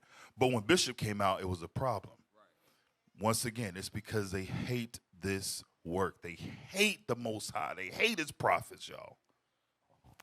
And guess what? The thing that strikes me when that happens, which always happens, Nicholas, we don't care. Listen, you're like a tick on the behind of a camel. Nobody cares. Nobody's paying attention. Dudes don't matter. You be talking like I know you take your time. When you put on videos on YouTube, you have to upload them. You take the time to render and upload. Nobody edit and all that stuff. Nobody cares. We used to be laughing at you. You may think that you're making some profound statement. Negro, please. Anyway, where do we leave off of? Verse 38. Let's just run through this as quick as possible. 2nd Esdras, chapter 4 and verse 38. Then answered I and said, O Lord, that bearest rule, even we all are full of impiety. And for our sakes, peradventure, it is that the floors of the righteous are not filled, because of the sins of them that dwell upon the earth. And for our sakes, peradventure, it is that the floors of the righteous are not filled, because of the sins of them that dwell upon the earth. Read on. So he answered me and said, Go thy way to a woman with child, and ask of her when she hath fulfilled her 9 months, if her womb may keep the birth any longer within her. Then said I, No, Lord, that she cannot. And he said unto me, In the grave the chambers of souls are like the womb of a woman. He's giving that analogy. Watch. For like as a woman that travaileth maketh haste to escape the necessity of the travail, even so do these places haste to deliver those that are committed unto them. So the earth wants to release those that have died in Christ. They want to let them go. They want to come out so they can come back and rule. And the same way like a woman in travail, she's not going to have the baby before her time. You can't hasten it to happen. It's going to happen when it's supposed to happen and not before then. So stop trying to rush it. Read on. From the beginning, look what thou desirest to see. It shall be shewed thee. Watch. Then answered I and said, If I have found favor in thy sight, and if it be possible, and if I be meet therefore, shew me then whether there be more to come than is past. So now he's getting smart now, Ezra. He's learning, okay, you're not going to tell me when it is, but at least tell me, did more of this already come, or is there or past already? Past meaning what? The sealing of those is more than past already or to come. So he's asking the question, and guess what? Those are tokens that he's going to give him. Like he gave us tokens. Matthew 24, 1 Thessalonians 5. He gives us many tokens to let us know things are going to come to pass. Look for these things. These are the signs of the times. Now watch what it says. Read. It says, Shew me then whether there be more to come that is past, or more past than is to come. What is past, I know, but what is for to come, I know not. So now the angel said, what is past, I can tell you, but what is to come, he said, God hasn't revealed that to me. Because if God revealed it to him, then he would know when the end is coming. And nobody knows that but him. So even he has a cutoff on how much God is giving him. He can't go but so far. Read on. Verse 47, And he said unto me, stand up upon the right side, and I shall expound the similitude unto thee. So I stood and saw, and behold, an hot burning oven passed by before me. And it happened that when the flame was gone by, I looked, and behold, the smoke remained still. So he saw a hot burning oven, and when he looked, it's gone by, but the smoke remained. So the big part of it, the big issue of it, which is the oven, is already passed. The only thing lingers is the smoke. That's just the residuals that's left. Now remember, this angel's only giving him what he's seen already. You understand that? Likewise, the prophets today could only give you what they have here. So if anybody tell you that Christ is coming back in the year 2025, it's impossible. We heard that back in 2000. The Christ was coming back in 2000. You had a bunch of Levites that was on the roofs in Brooklyn with their luggage, with their wives, and their PlayStations with luggage waiting for. That sounds crazy. I'm telling you, some of these people's crazy. And when, you know what? When he didn't show up, then what happened? They all fell away. Bam! I'll never forget that. It was a group of Levites. A whole bunch of Haitians out there on top of the roof. Okay, I'll leave it alone. All right. Read on. Verse 49. After this, there passed Yo, you by. heard that again? Is it me? Yeah. Did you hear it? I heard it. I'm looking at you, Dave. You didn't hear it? Oh, yeah, okay. Couldn't I hear it? It's camp. We live that camp life. You know? Shout out to Cap Hoshaya. Let's go. Verse 49. After this, there passed by before me a watery cloud, and sent down much rain with a storm. And when the stormy rain was past, the drops still remained. The rain is past, but there's still some drop. Deacon Malachi went through some of the class. If somebody tells me the name of the class, I want to quote it so you guys go back and look at it. It was a good class concerning this. So the storm is past, but it's still residual of rains happening. Read on. Then said he unto me, consider with thyself. Now look what he says. Consider with yourself what I just told you. Read on. As the rain is more than the drops, and as the fire is greater than the smoke, but the drops and the smoke remain behind, so the quantity which is past did more exceed. So he's telling you, I'm giving you a token. The quantity that's past has more exceed. More of that has happened. So what is he saying? We're towards the last end of whatever's going on. But to tell you what that means or when it is, he said, I don't even know that myself. Read on. Then I prayed and said, may I live, thinkest thou, until that time? Damn. So he said, is this going to happen in my time period now? Am I going to live to see this? Read on. Or what shall happen in those days? Listen. So look how he asked him. Ezra was good. He said, is it going to happen? Am I going to be alive when this happens? Or let me ask you this. What is going to happen in those days? What is he asking for? Because you may not tell me if it's going to be my time, but give me hints and clues that what's going to happen in those days. So I'm like, oh, okay, this is the time. Wars, Matthew 24. That's when it came. So now when you hear the prophets today speaking, they're talking about these days. They're letting you know these. I don't want to go through Matthew 24 because there's another. I can't even get through it now. It would be good. But the point was, those are the things. So when we talk about, listen, start storing some food away. Start preparing yourself, getting your vessel right, getting your mind right. This ain't the time to be falling away from no truth. I'm telling you, not based on I know when the time is, but based on the prophecies, the understanding that's coming out, y'all better wisen up, or you're going to be found lacking. You ain't going to have no oil in your lamp. Be prepared. You keep on hearing these things coming out, okay. These are the prophets back on the earth. Read. Verse 52. And he answered me and said, as for the tokens whereof thou askest me, I may tell thee of them in part, but as touching thy life, I am not sent to shew thee. So it says, and he answered me and said, as for the token whereof thou ask me, I may tell thee in part. What are the tokens? Go to 2 Ezra chapter 6, verse 20. 2 Ezra chapter 6 and verse 20. And when the world that shall begin to vanish away shall be finished, then will I shew these tokens. The books shall be opened before the firmament, and they shall see all together. He says those tokens are the understandings. The books are going to be opened. The understanding is going to be revealed to you. So prophets are going to begin to understand, to explain all of Revelations. Began to explain these things so you can start understanding. These are the tokens given to us in this time. So when he said back in 2 Ezra 4, verse 51 on down, then I prayed and said, may I live. Thinkest thou until that time?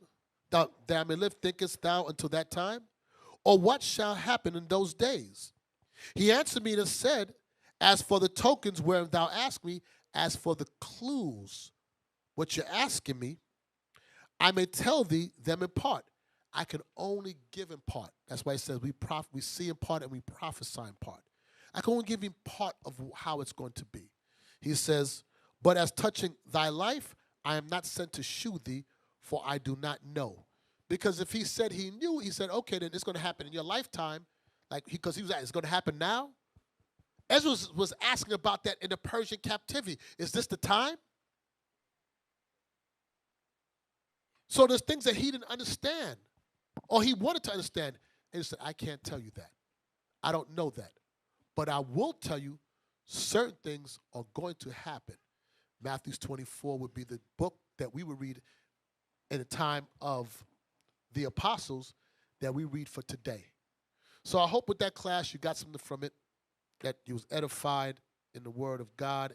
Go back over your notes. Does anybody have the class that Deacon taught? Deacon Athun, if you know it, concerning this, just post it so you guys can go watch it. Again, for those online, I hope you enjoyed and got something from this lesson. As Bishop always says, study, pray, and apply.